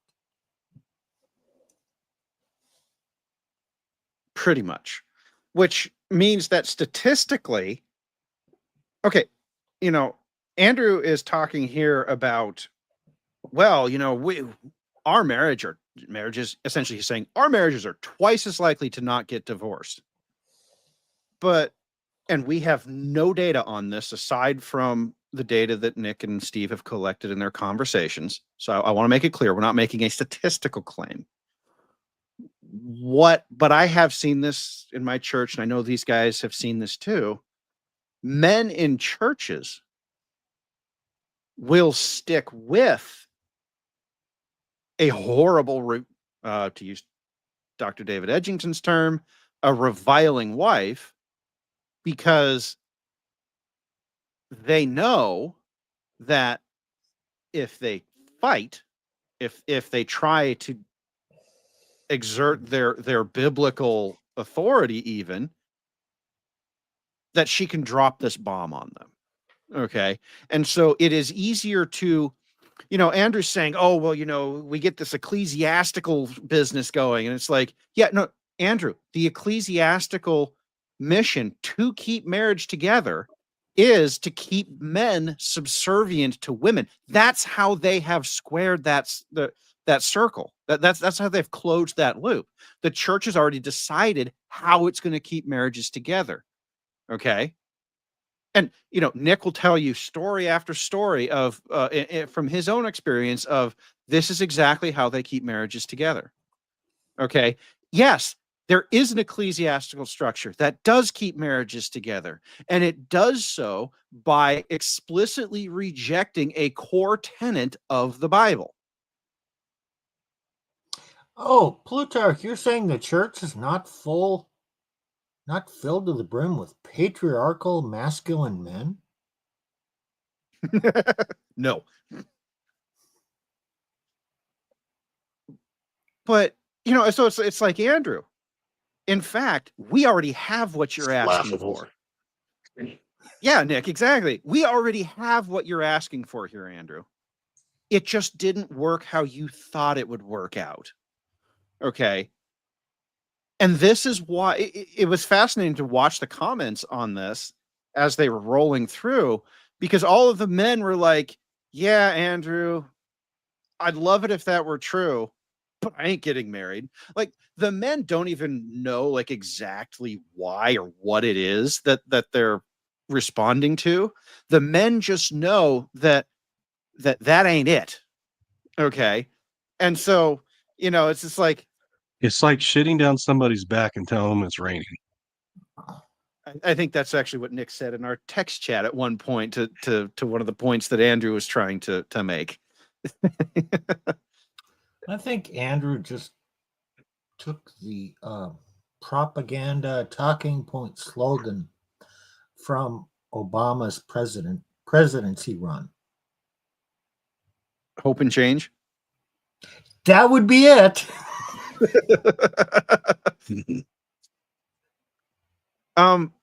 There will not be change until there is pain. And I'm not talking about the kind of pain that you go cry on TikTok. I'm talking about the kind of pain where people are looking at, people dying in the streets, women, OnlyFans. Sorry, I can't say that on YouTube. Even that doesn't work anymore because men won't. I mean, here's an interesting. We've covered this before. OnlyFans is somewhere between 80 to 90% married men, which is an interesting self-own for OnlyFans because the fewer men get married, the fewer men go to OnlyFans. Their entire business model is dependent on men getting married. OF loves it when men get married because OF knows that those men are going to be the ones who come round and pay for access. Yeah. Hey, OF is dependent on wives not having sex with their husbands. Yes. Or getting fat. Or getting fat. Because if the wives were having sex with their husbands, the husbands are probably not going to be having enough drive to go to OF. Some will, but I don't think it would be anywhere near what we're seeing. I mean, you would shrink by a factor of 5, 8, 9. I mean, it'd be like 1/10. It'd be 1/10, yeah. I believe it would be 1/10. So the fact that OF is so big indicates we got a lot of women, married women, depriving their husbands of sex. Well, here the reason I brought it up is because it feeds back into my earlier point about how the church has decided to close the loop on marriage. And it has decided to close the loop on marriage by immiserating men. And then, of course, the church turns around and castigates the men again for doing the corn. Well, okay. I'm tired, man. It's also tiresome. Right. Exactly. And so, unfortunately, Andrew, the church is doing exactly what you're asking them to. Now, I know, Andrew, that you would say, well, the church is wrong for doing that. Yes, I agree. I would too. We all would say that. Right. Yeah. We would all agree with you, Andrew, that the church is wrong for doing that. But that is what the church is doing. And so you cannot call on the ecclesiastical when the ecclesiastical itself is part of the problem. Okay. The ecclesiastical is part of why this is happening. So the men are looking at you going like, yeah, Andrew, I agree with you. That'd be a great thing to have happen. But we can't do that because the ecclesiastical is part of the problem. Let me throw in here some defense of Andrew. Why does he not understand this? Well, at the very beginning of the debate, Coach Greg Adams asked him, are you divorced? Andrew took offense to that question. He didn't answer. Well, we know that Andrew is not divorced. That was a good question, and it's a fair question. So, first reason Andrew doesn't get it, he's not been divorced. So for all you people, all you men and women out there who have not been divorced, you have not gone into court and seen how irrational it is, how common sense does not prevail, how there is no justice, how no one cares about the facts. You don't have a chance to explain it. And the best explanation doesn't even matter. It is just the land of absurdity. But you can be assured that the man will get hosed. So when you go to get divorced, you realize, gee, our country, everything I believed about the rule of law and fairness, it doesn't exist. So you get a dose of reality there. So Andrew hasn't experienced that. He has no idea how perverse it is. Now, the second thing is, And you know what, Go ahead, Steve? Nick. I was a little guilty of. You know what? I was a little guilty of that before I went through it too. I wanted all these people to get married, have all these big families. I still kind of do, but then you go through it and you're like, do you really want your friends to You could not, experience this? No. Nick, there's no way you could imagine things would be so absolutely fucked up and inverted and wrong. And there is no law, there's no common sense. It's complete absurdity. Is there any way someone can imagine such a circumstance if they've never gone through it? No. It's just the deck is absolutely stacked against you. Oh, we talk about how nasty it was in the Soviet Union, where they just, convicted somebody and threw them in the gulag for 10 years. Yes, seriously. Okay, they're not throwing us in a gulag, but it's the same type of justice here. It really is that bad. So now the second reason Andrew doesn't get it, who is he married to? Rachel. What do you know about Rachel? Rachel is extremely smart, high IQ woman. Rachel has a very analytical mind. Rachel has arrived at her views by thinking. I'm guessing Rachel has a, 120, 130 IQ. She is way the hell different than a 100 IQ woman. Because she has a much, much, much greater ability to think analytically. An average woman is not like Rachel. And most of you guys, the statistics are made up of average people, average women. Andrew has not experienced it, divorce, and he has an uncommonly rare kind of woman that he's married to. And I applaud him for that. But because of those two things, he doesn't understand what other people, average people, are going through. Well, Steve, as you've been talking, I've been in the background queuing up video because there's a point later, much later on in the debate, where Andrew starts talking about the process of divorce. And it was kind of at that point that I think all three of us were just kind of like throwing spaghetti at our TVs or whatever we were watching, because it was just like, it was very clear he didn't know what he was talking about. And look, it's great that he's never been through a divorce. But if you're going to have a conversation about divorce and marriage, you need to understand what you're talking about. And I mean, he just got some stuff flat freaking wrong again. I think he tried to say that, and I've been looking for it in the background, and I think I found it. So we might have to listen around a little bit, but,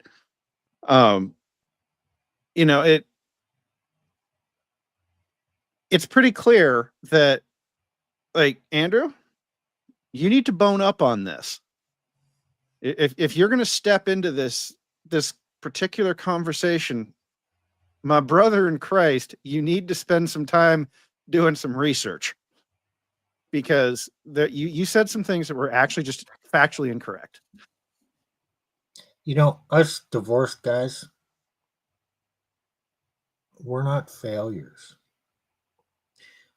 We didn't necessarily do anything wrong. I mean, I'm not claiming to be perfect. Yes, I've done plenty of things wrong. Did I do anything that really merited divorce? Anything close to what she accused me of? No. Nick would say the same thing. Same thing, man. So, you know what? Trying to be a good man, good father, good husband, and whatever. Actually, guys like us, some of the, quote, nice guys, end up being the worst victims. And hopefully we learn, and we're no longer nice guys. Oh, we're still good, but we're no longer nice guys. We, it burned off some of our delusions. Now we're a little bit more focused, a little bit harder, man. Doesn't mean we can't love. Doesn't mean we're less men. It means we're stronger men. So, and we gained a lot of wisdom by going through that. So, if you think, well, they're divorced, we can't learn anything from them because they failed, you idiot. We learned some lessons the hard way. We have wisdom that you don't have. You'd be advised to listen to what we say. And George Bruno, he will affirm what I'm saying. Not personally, I know him a little bit. But no, just listen to his stream. He says the same things we say. Maybe a little bit nicer, though. Maybe not. I don't know. Depends on the day. Depends on the day. So, but yeah, we. Oh, okay. Do you have something to say, Nick? Unless you got something to say, I'm good. All right. I think I've found the right cue spot for this. But they start talking about the process of divorce here. And this is actually, there's things for men to learn here. If you've been through a divorce, you'll probably recognize a lot of this. But if you haven't, and if you're a man, listen to what Andrew says, listen to what CGA says, and then I'm going to pull up some actual research stuff. How many? That's Yeah, not the that is the number we're for. looking for. We're looking for ecclesiastic marriages under your scenario. No, listen, even That's if it the were only the way case, it works for even you. if it were the case, do you agree with me that if you take the state out of marriage, that is going to assist in the reduction of divorce? We can't take the state out of marriage. Why not? That's what you're telling me. Yeah, Why tell me can't how you? many people have done it? Yeah, but why can't you do it? Because no fault divorce, a woman can go into divorce you, even if, because you're not under her control. How if you're not ecclesiastics are married under the to her? authority. By the state, you're not married. How can she take you to divorce court? Can you explain that to me? I asked you this earlier. Have you been through a divorce? It doesn't matter. No, that's Answer a the yes. question. That's a yes. So you've been through a divorce. Why does that matter? All right, What is it pertinent to the because debate? this is why. Can I finish? You've been telling me I'm cutting you off. You won't let me finish. Bro, I want At an this answer to my see, there we question. go again. Can you answer my question? I mean, I can play the game you're playing. You just won't answer questions. Jeez. All right, listen. I mean, I thought you were a tough guy. Listen, under this scenario, a marriage, even if it's ceremonial, religious, it doesn't matter if she files for the divorce. You will still be going in court to fight that. How I don't would care. you file for divorce if you're not married by the state, dude? Listen, Can you answer my question? You're completely missing this. This is what tells me you haven't been through one. Have you talked to a divorce attorney?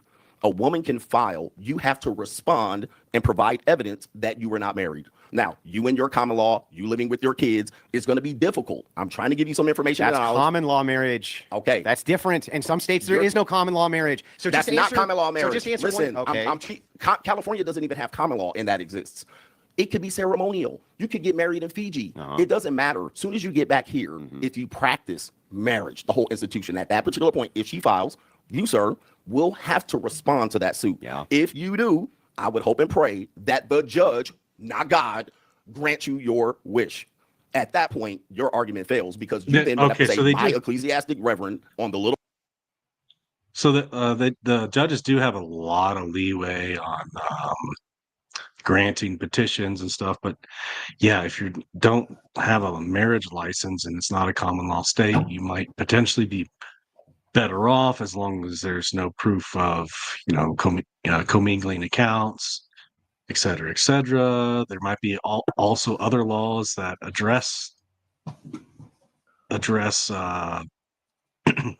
if you are shacking up and living in the same location, might be other laws that apply, but you do still have to respond.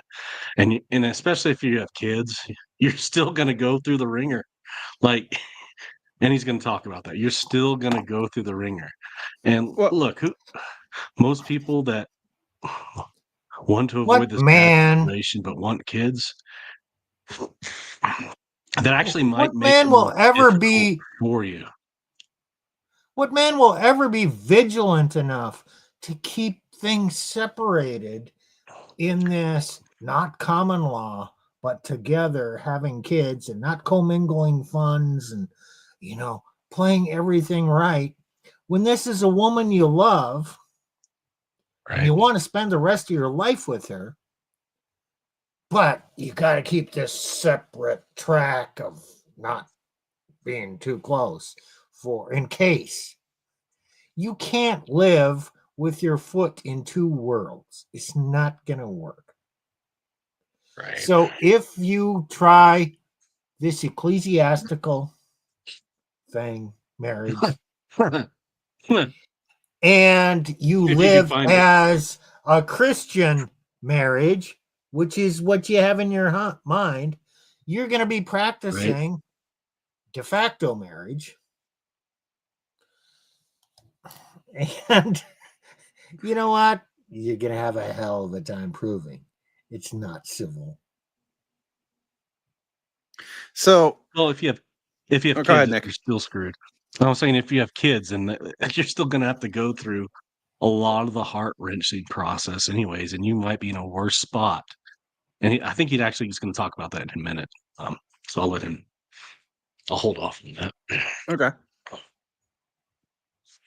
House on the prairie granted this marriage, but it doesn't count under the state. I want to make she sure can do this, and you have to respond. Can you to help it. me with this? Because I I'm am helping you a actually lot. confused. Mm-hmm. So let's say a woman and a man went out to a field and declared themselves We got married. a scenario. Let's say if let's say if a that's the man one. went out to a field with a woman and declared that they're married. Correct. You're saying she can still go to a divorce court and divorce him.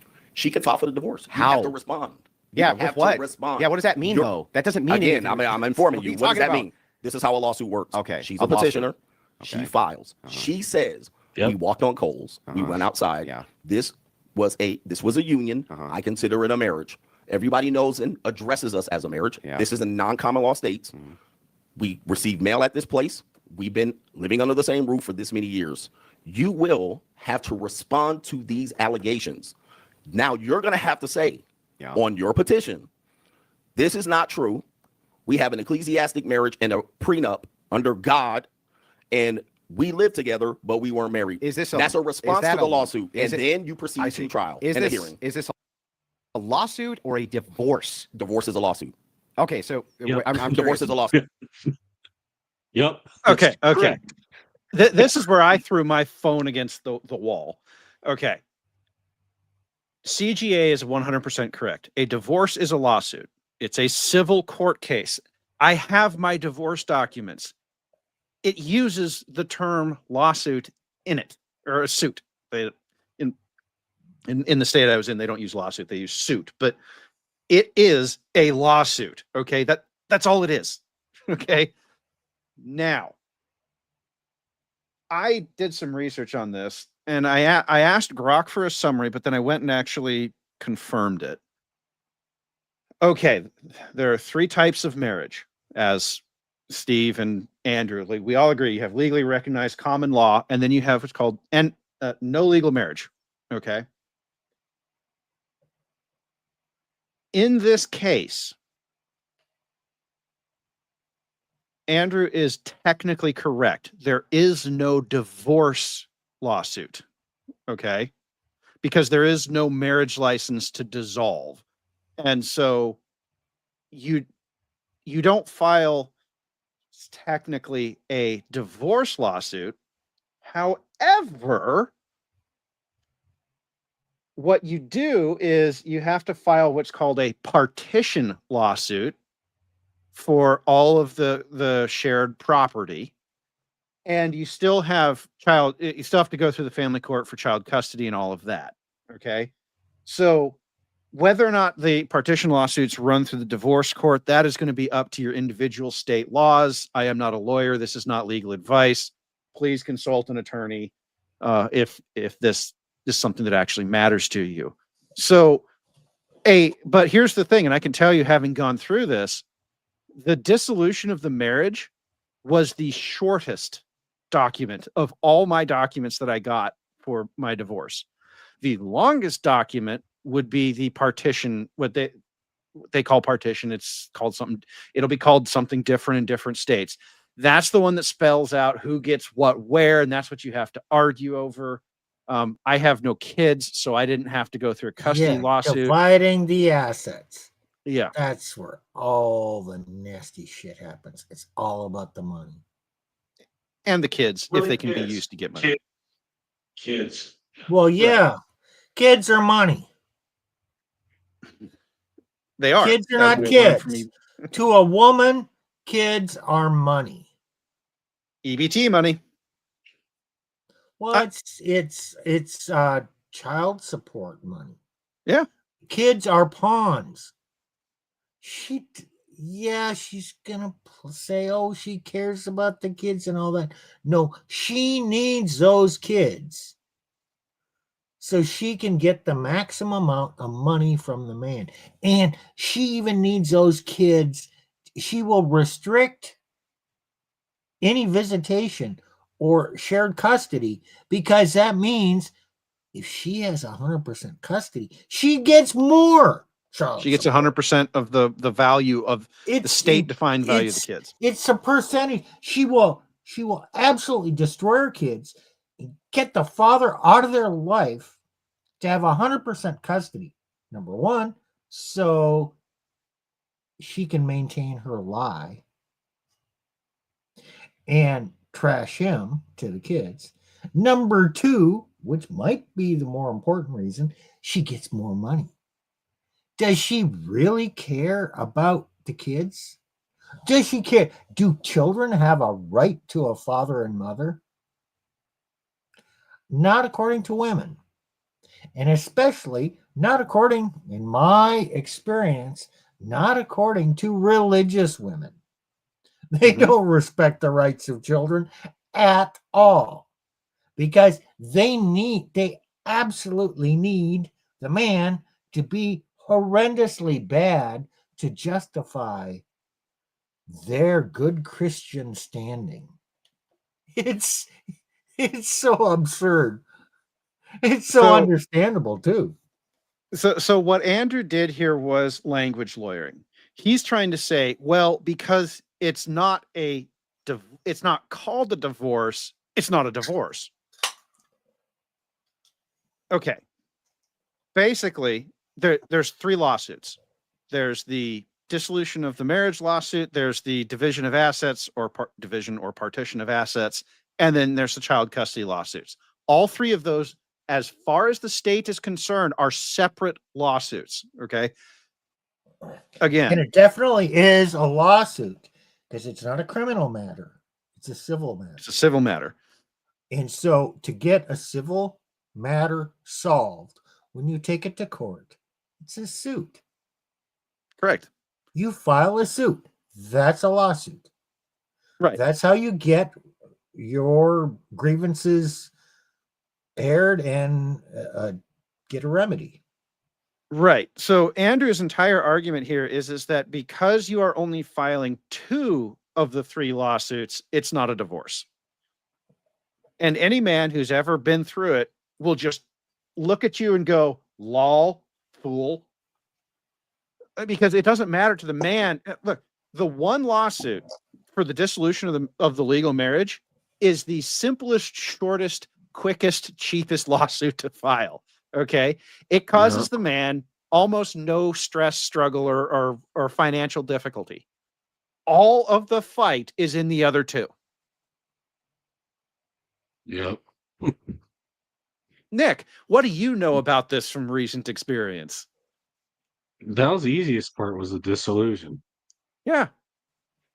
I'm still going through the ringer for child support, and I still have not really gotten a sufficient answer on the division of assets.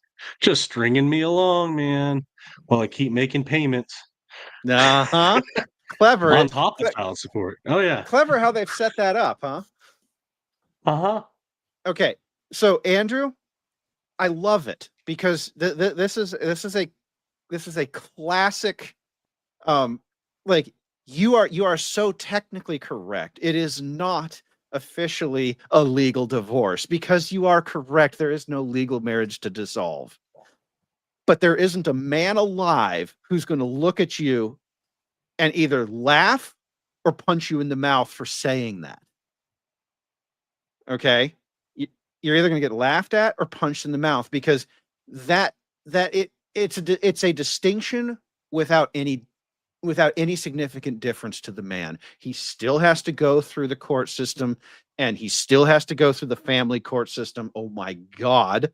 Okay. He still has to get destroyed financially and religiously, and, in front of his kid, Publicly. emasculated.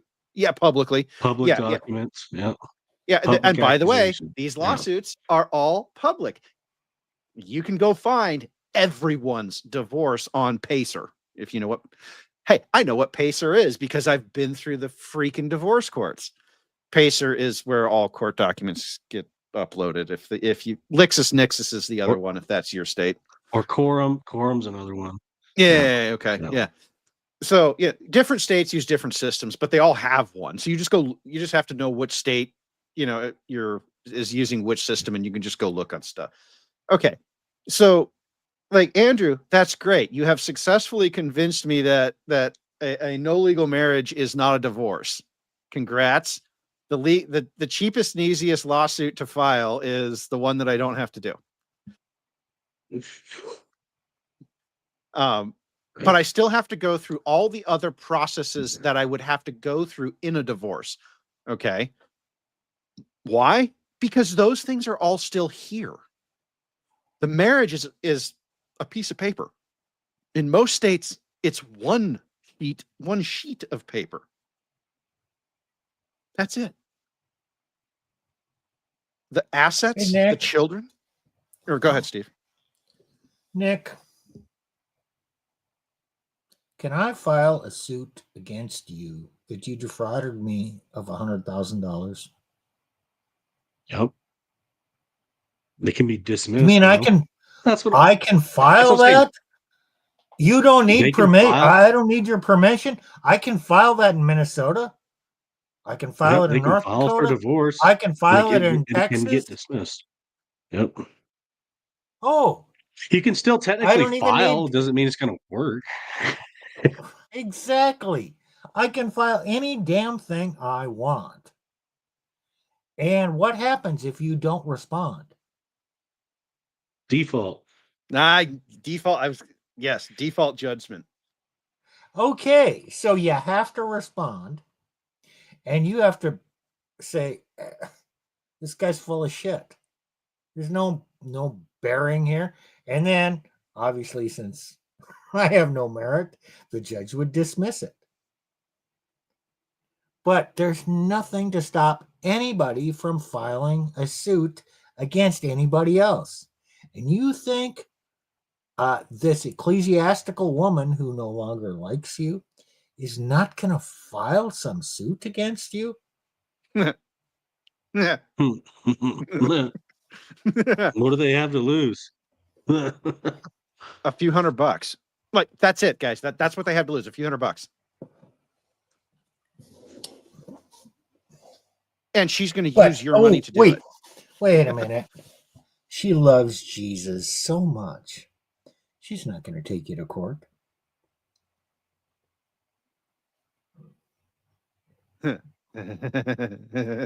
Yeah. Hey, Steve. Yeah.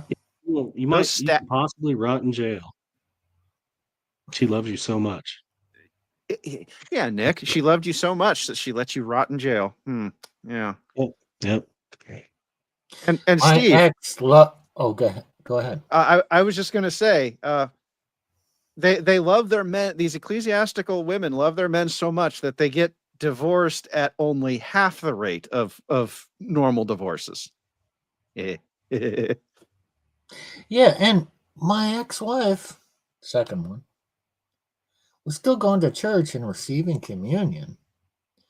Well, she wouldn't grant the simple request to give me my winter survival package, which had my overalls and boots and whatnot that I carry in the truck when I'm driving down the road in North Dakota, and I might go in the ditch. Important. And I might need those stuff. No, she wouldn't do it. She wouldn't drop it off with her attorney, arrange to get it to my attorney. No, this wonderful, upstanding Christian woman would rather see me dead. Yeah. And you know what's more insidious too? If you have kids with them and she's not really working or much at all, they can file for hardship and get all of their attorney's fees taken care of. They can get attorneys provided for them. Oh yeah. I had that happen to me. Oh, there's NGOs out there that will cradle to grave a silver bullet divorce for women. There aren't for men. Men don't get this. But if you're a woman, there's any number of religiously funded NGOs that will do. Oh my gosh. Oh yeah. Yep. The Catholic Church has one too. I forget what it's called. Yeah. Like so, the ecclesiastical determination has already been made, and I think that's kind of one of the points that I want to keep hammering on. But yeah, okay. So I took the stream down. After this point, they go back and forth a little bit about what it actually takes to do divorce. Andrew Wilson's lack of knowledge on the topic really kind of shines through, and then it just devolves into a food fight. So we are not going to watch that. Yeah, that's good. Yeah, no interest. Right. I don't know, guys. Do you want to rank the performances of our debaters here? Do you want to give like kind of a CGA? What did you do well? What did you do poorly? Andrew Wilson, what did you do well? What did you do poorly?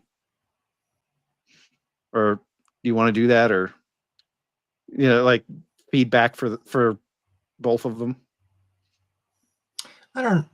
I do want to say this about CGA. No, he's nominally not Christian. But based on the way he spoke and everything, he's not hostile to Christianity. He wants to believe in something. I think he would like the things that all Christian men want: a family, stable society. He's concerned about Black people, and he says, "Yeah, the Black culture is things are bad." So here's the thing: you have to offer something of merit in some solution, or at least some understanding within the church to entice men to come in. You can't feed them bullshit like, "Oh, join us and it's all going to work out," when you don't even have your facts straight. So I'll extend an open invitation to both Andrew and Coach Greg Adams to come on our stream. We want to build a bridge with both of you guys. We don't want to beat you up. We want the world to be a better place in the future. And both of you guys do want the world to be a better place in the future. Both of you didn't act that way with each other. You should have made an alliance. Nick? Oh, well. Just what's it called? The mode of debate, just the spitfire drama for clicks, insulting one another. It really devolved the conversation. There's a few good points which we tried to highlight here. I mean, there are really points that were trying to be made, and we try to analyze those points to our best ability.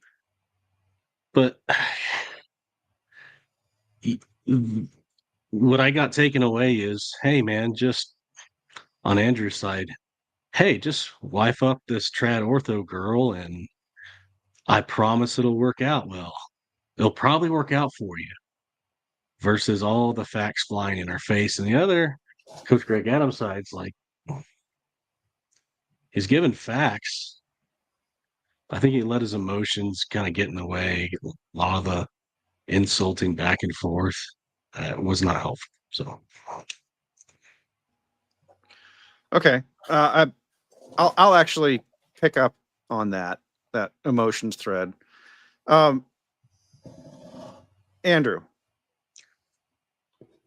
on pure technicals, you lost this debate utterly. You did not have a command of the facts, with the possible exception of using bad stats. Okay, or not understanding. Okay, but we've been over that. Did Andrew do a better job of debate? Yeah, he did. But I expect that from him. He is a polished, experienced debater. He should know what he's doing here. Honestly, I was a little kind of disappointed in him when it devolved into not even blood sport debate, but just little food fight name calling at the end. You know, but when you step back and you edit out all the emotion, Coach Greg Adams was right. Now, did he have all his ducks in a row 100%? No. But in terms of winning the balance of technical factual correctness, I have to hand this one to CGA. Where CGA screwed up, if you could call it that, is one of the tactics that debaters use, particularly when they're losing a debate, is they try to get the other person emotional. Because if you can, and we talked about this in our video on IQ and recognizing it, if you can get the other person emotional, you can get them to accept your framing of the facts. You can get them to forget their own facts. And I think at some point, Coach Gray he said something to that effect of, it's like he got off his game a little bit, or somebody did. I don't remember exactly who. This is the kind of thing that if you're going to do this, really, this kind of question is not a good debate question. This is the kind of question that you need to sit down and have a conversation with, where you're not sitting there trying to score internet points for style, right? So what I my feedback to Coach would be less emotion and less emotional anecdotes, where Andrew Wilson really landed points on you, Coach, was when you started bringing up things that were emotional or maybe politically charged or stuff like that. With somebody like Andrew, you have to hammer him on the facts. And when you succeeded, that's where you were really hammering him on, was just the facts. So I think there's a difference between white culture and black culture. I don't know how to.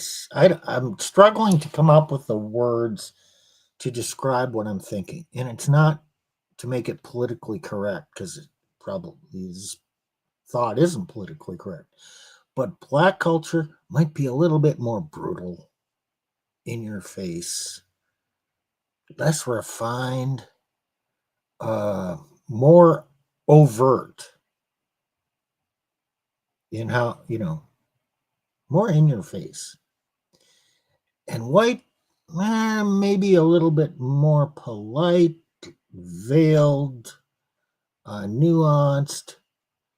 So with the insults or the personal attacks, yeah, it got a little bit. I mean, there was a difference in culture here. So for Coach Greg Adams, yeah, the reality is the dominant culture in this country is the white culture.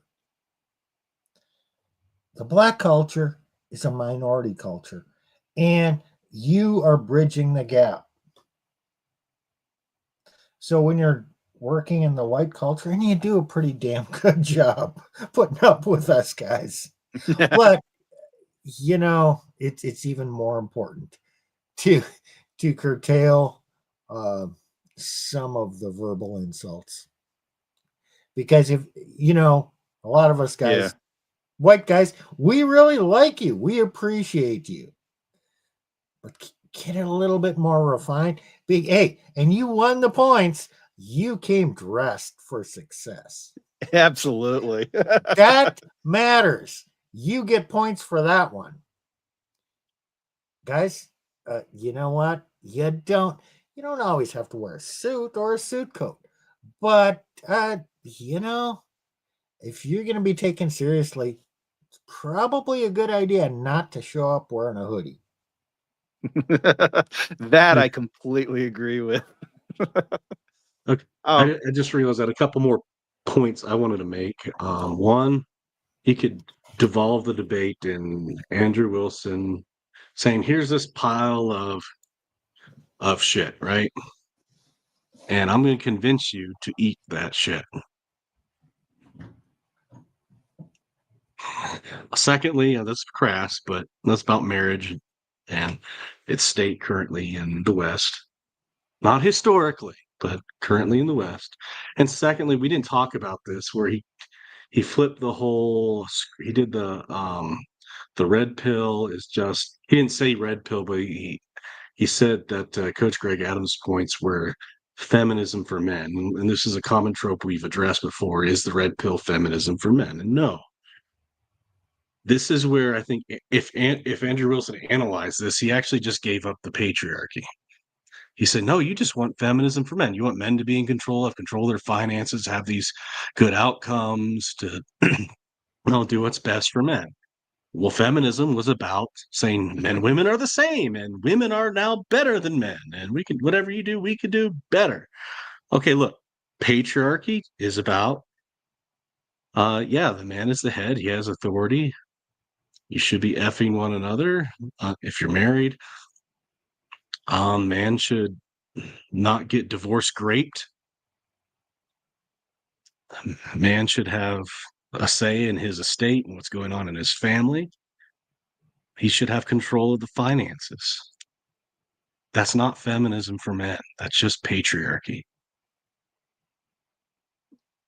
That's a great point, Nick. Overall, I want to be able to hand this one to Andrew.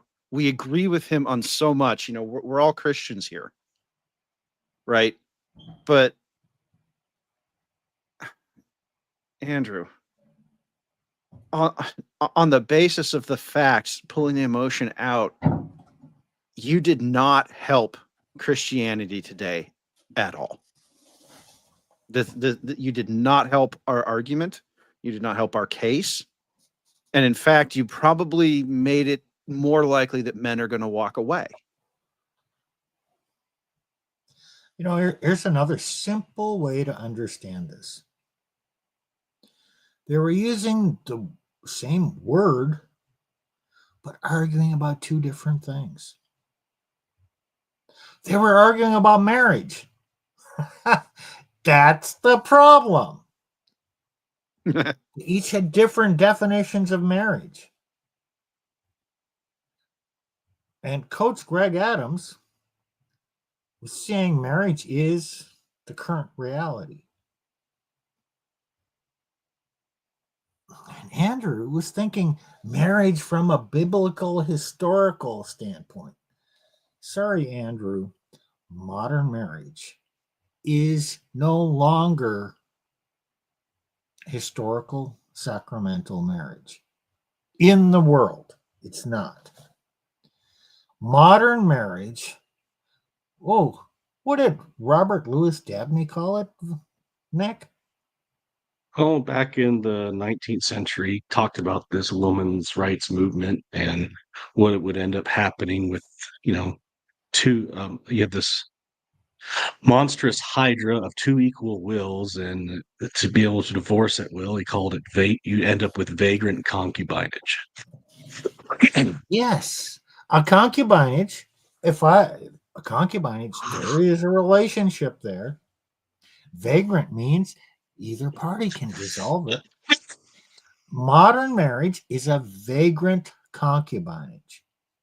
Oh, yes, I agree. Marriage, historical marriage, church marriage, sacramental marriage, which Orthodox and Catholics believe in.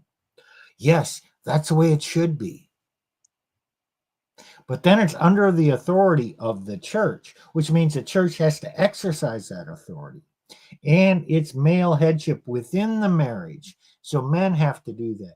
And you have to marry a woman who grew up in a patriarchal family where her father had control of her, that brought her up right to understand this hierarchy.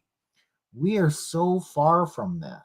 Modern marriage is a different entity than historical Christian marriage. Because modern marriage can even be gay now. The Supreme Court said so. Is that your kind of marriage too? That's definitely a partnership. Do you believe in partnership marriage? See, hey, my point is you're talking about two different kinds of marriages. Well, and the thing is I actually like the vision of marriage that Andrew presented. I think it is a superior form. We didn't get too much into, he was talking about the social pressure thing, and we didn't get too much into that in here. But social pressure, oh, actually, okay, I'm going to do it. Fine. Here's what I said about social pressure in the group chat. Do you know how women operate? Social pressure. This idea that we're going to propagandize and pressure women into behaving them, socially pressure women into behaving how we want them to behave, has no historical. He says, oh, that's how it was done. No, that's not how it was done. So what do we know about historical marriage? The number one factor that kept women together with men was availability. And the primary constraint on availability was geography. Okay. Literally, you got married to that guy because that was the guy that was available to you. And then how did they stay married? She had restricted options. Correct. From doing anything else. So you have to restrict women's options, which really means you have to have power over them. Somebody has to have power over them to prevent them from making bad decisions. It's an uncomfortable truth. But Andrew, you're saying you want the church to exercise power over women to prevent them from divorcing by using coercion and social pressure. That's power.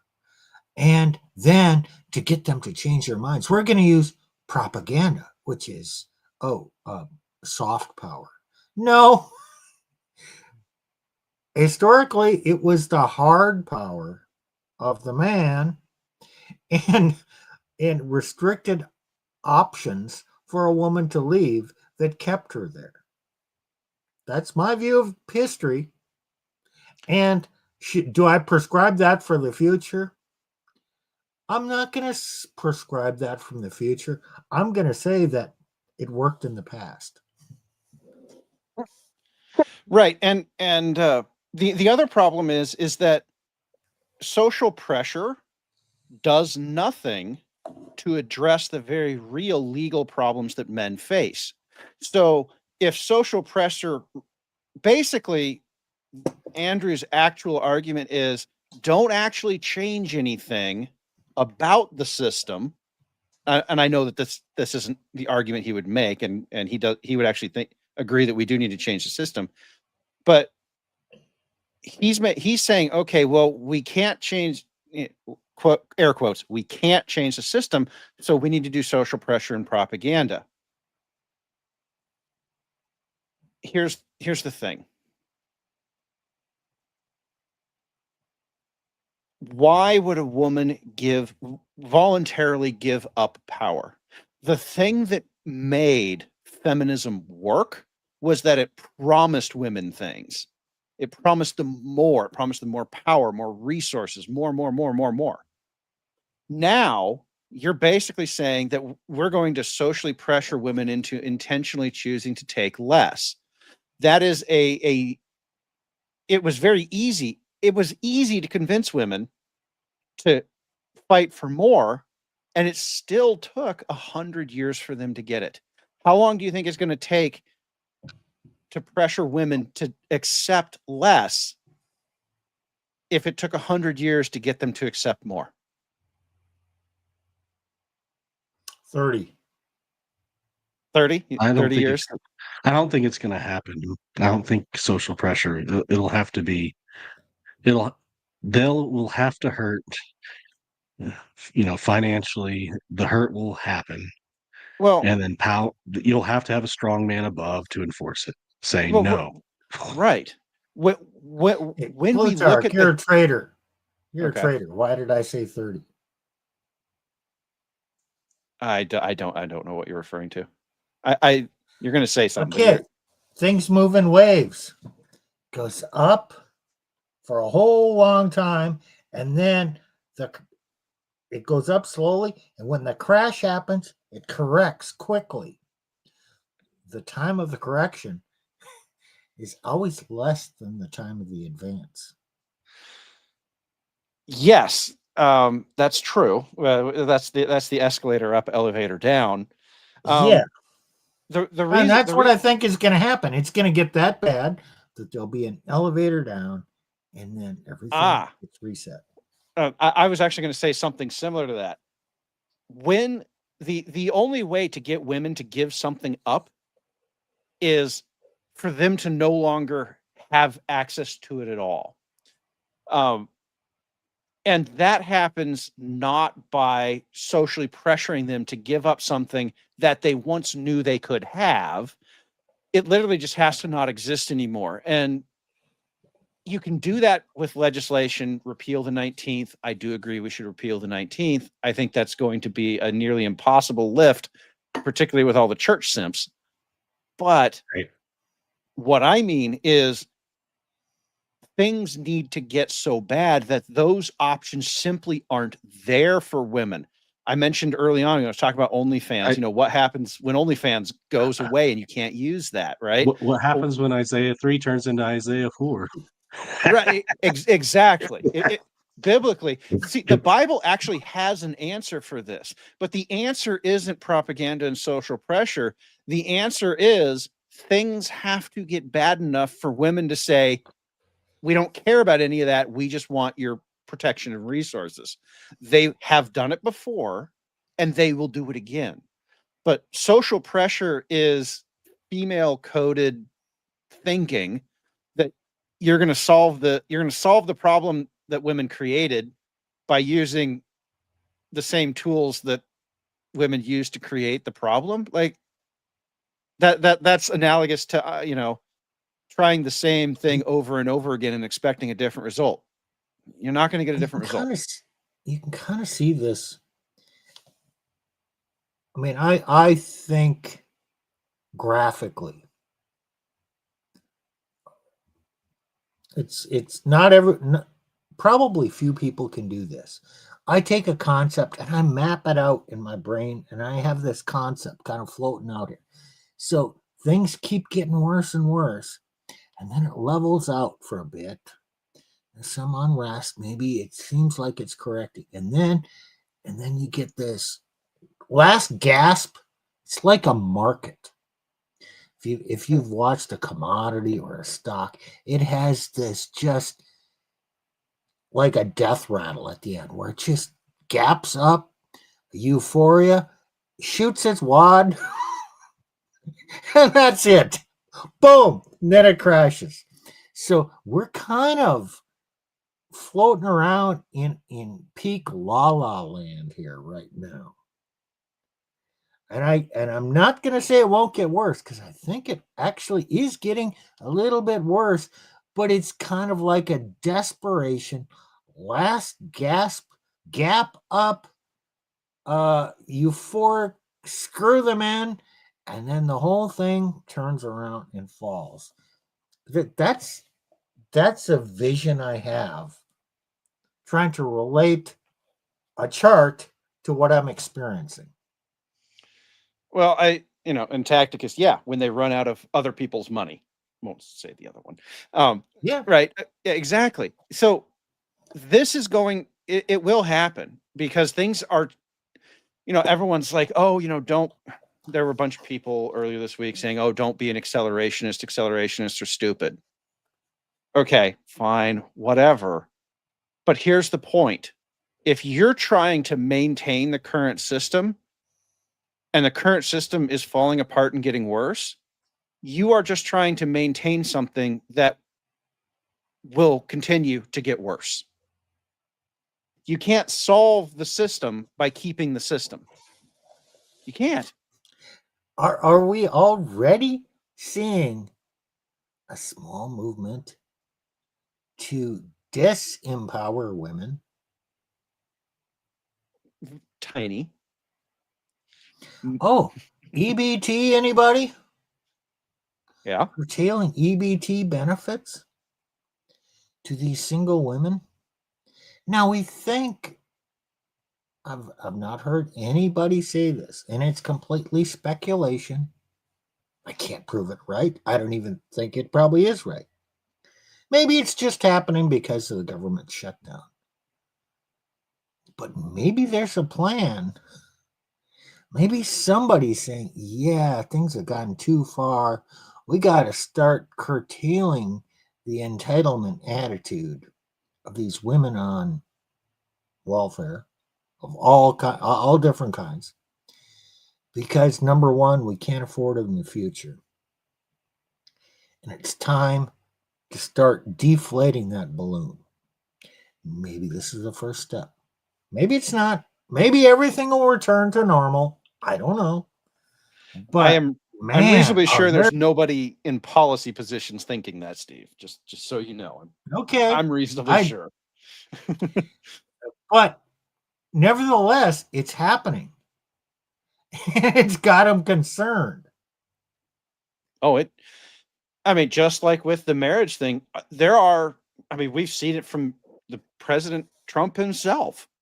There are concerns over the marriage thing and falling marriage rates. Are divorce rates down? Yes, because marriage rates are down even more. The number of people getting married is rapidly coalescing around a small group of people who actually have a chance of surviving. Okay, great. The vast majority of them still aren't getting married. Well, that has massive implications for the future of the state because so many women, particularly women with kids, multiple baby mamas or baby daddies, sorry, those women are reliant on this, by and large, reliant on the state. Yeah, there's a few who aren't, but most of them are reliant on the state in some way, shape, or form.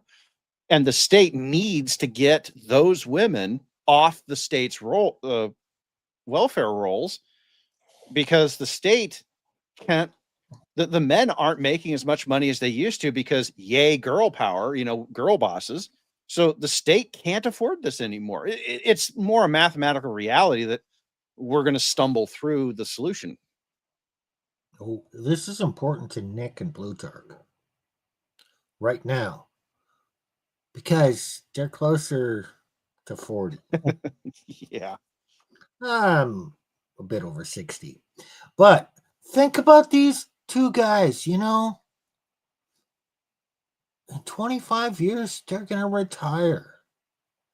They need young workers to pay taxes, pay their Social Security, and all that. And, damn it, we're not having enough kids.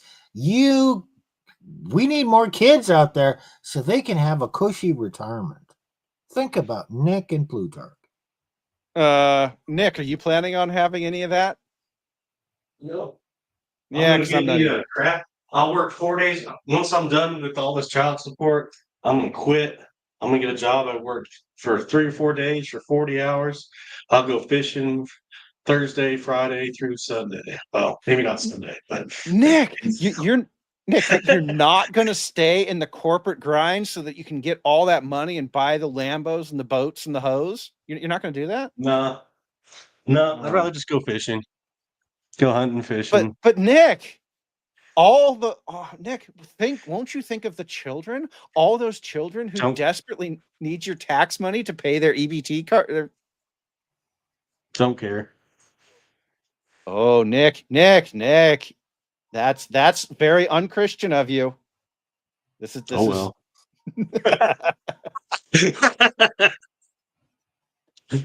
Ironically, it's probably the more Christian stance, but than this. Look, there used to be church charities, and they had requirements, and they actually did a better job than all this state crap.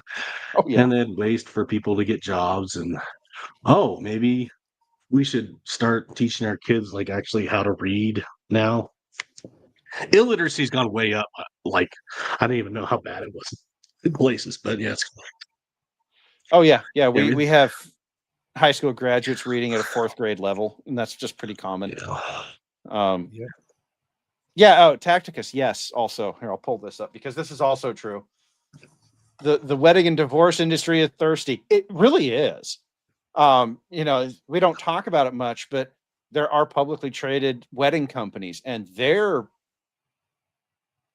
numbers are way down over the past 10 years. Like it's. Dude, do you remember the company David's Bridal? I do. I like that you. Them? Well, I like that you use the past tense because they don't exist anymore. Really? That was a Chapter 7 liquidation, I do believe. They sold wedding dresses. Oh, damn. They're out of business now. Well, exactly. So, this idea that the divorce rate is down is, again, in isolation, that number looks good until you realize that, the divorce rate's down a little bit because the marriage rate fell off a freaking cliff. And here's the thing. That's true. You've got the women complaining about it. We've got the stats from the Census Bureau showing it. I don't have them up in front of me, but you can go look them up if you'd like. So, here's the thing. We can talk about all of these solutions. And I've said this before, the men have already kind of chosen what the solution will be. And you can cry about the solution, but that's still going to be the solution. And the solution is, as Steve said, a marriage strike. Well, that means a number of pretty ugly things. Birth rates will go down because the system is so rigged against having children that the only winning move is to not have any. Marriage rates are going to go down because the only winning move is to not have any. And if you want there to be a human race, we must win. So, people get on, they call me an anti-natalist because of all the work I've done around birth rates and whatnot and demographics. No, I'm a pro-natalist. But I've also studied history, and I understand that these things ebb and flow. And that if I want the pronatalism to work, I absolutely must fix the things that are actually causing men to not have kids. And offering them the ecclesiastical marriage isn't going to work because it is the ecclesiastical marriage has the same problem.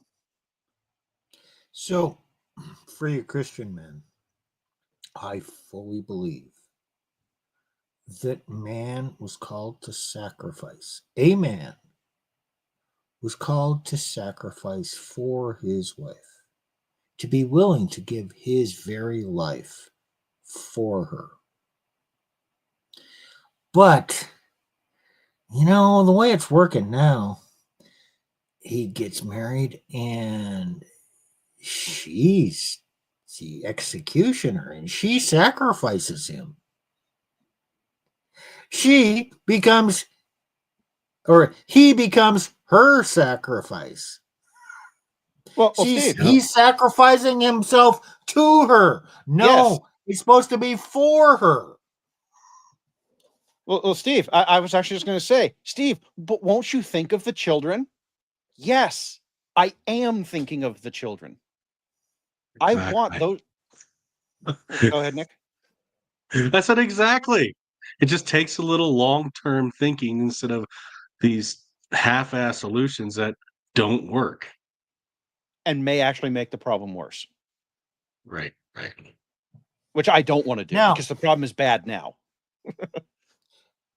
Okay, we're getting a little bit long here, but for any of you tradcons who are looking at this and say, "Oh, red pill bad, red pill anti-Christian," yeah, tell us that we're wrong.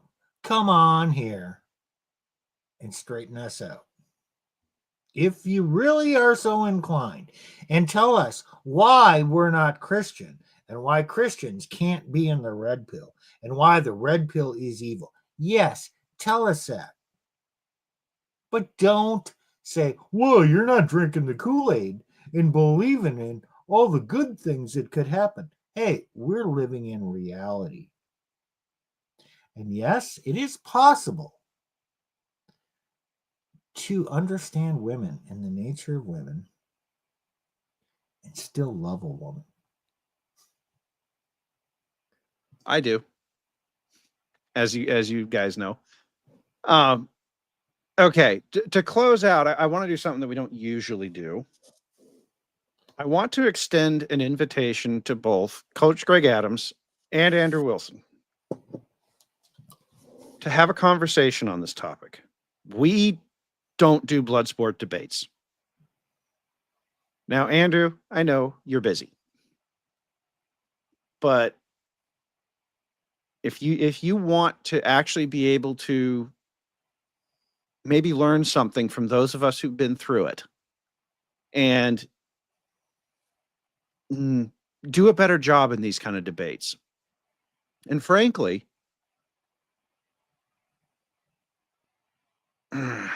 not step in it just technically to the point where you have to get emotional about it. We would love to have that conversation with you. But here's the thing.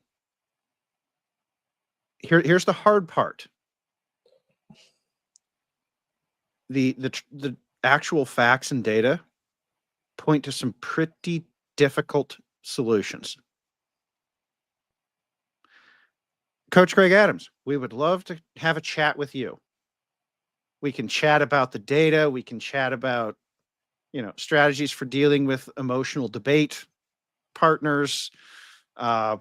We would love to come on and talk about this same thing. It doesn't have to be on our stream, or it could be, we don't care. But again, we don't do blood sport debate. We do conversations. We're not interested in internet points and proving who's right or any of that. If you have something to bring to the conversation, you want to, because some of the data we talked about, the facts, how the legal system works, like you had a great handle on that, but we would love to chat with both fellas. Okay. Because here's the thing. We want solutions. That's what this channel is about. That's what we spend a lot of our time on. Not all of it. Yeah, sometimes we do fun streams. Sometimes we do, unrelated things. But at the end of the day, we want solutions. And solutions are not found in debate.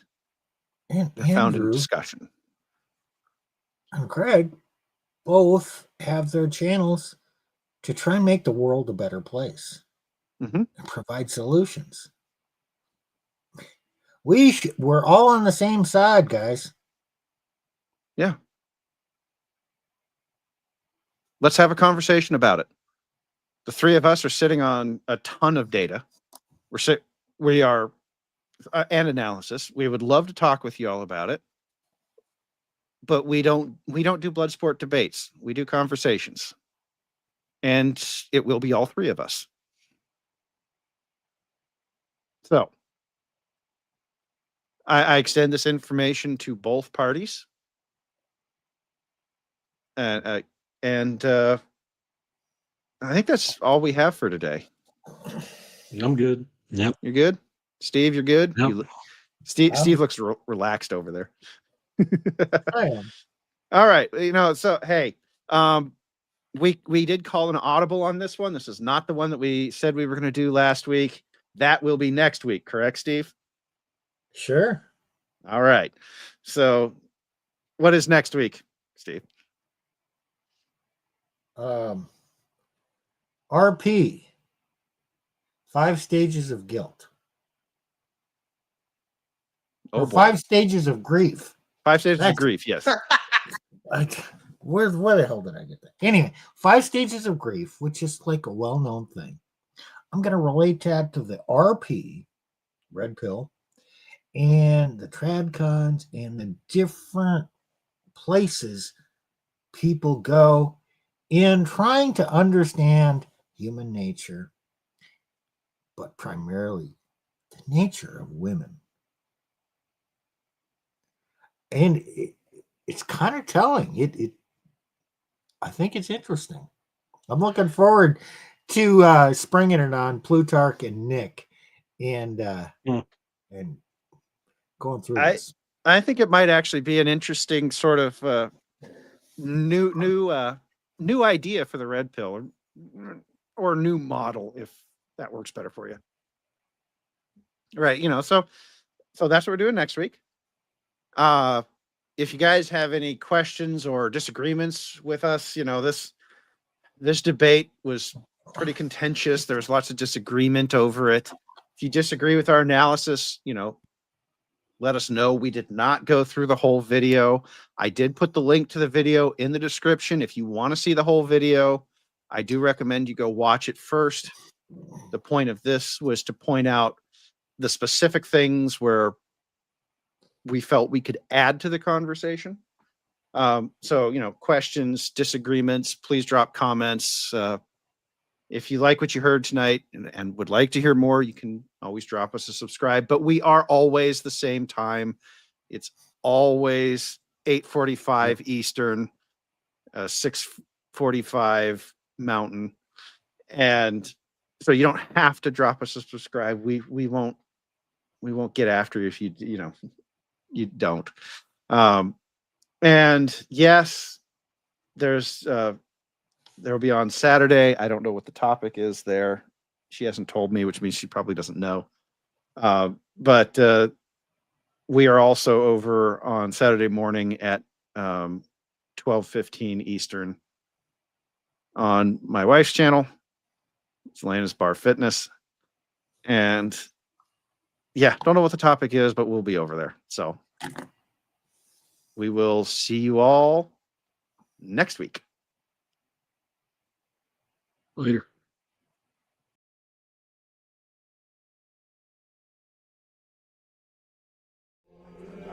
There was a fire!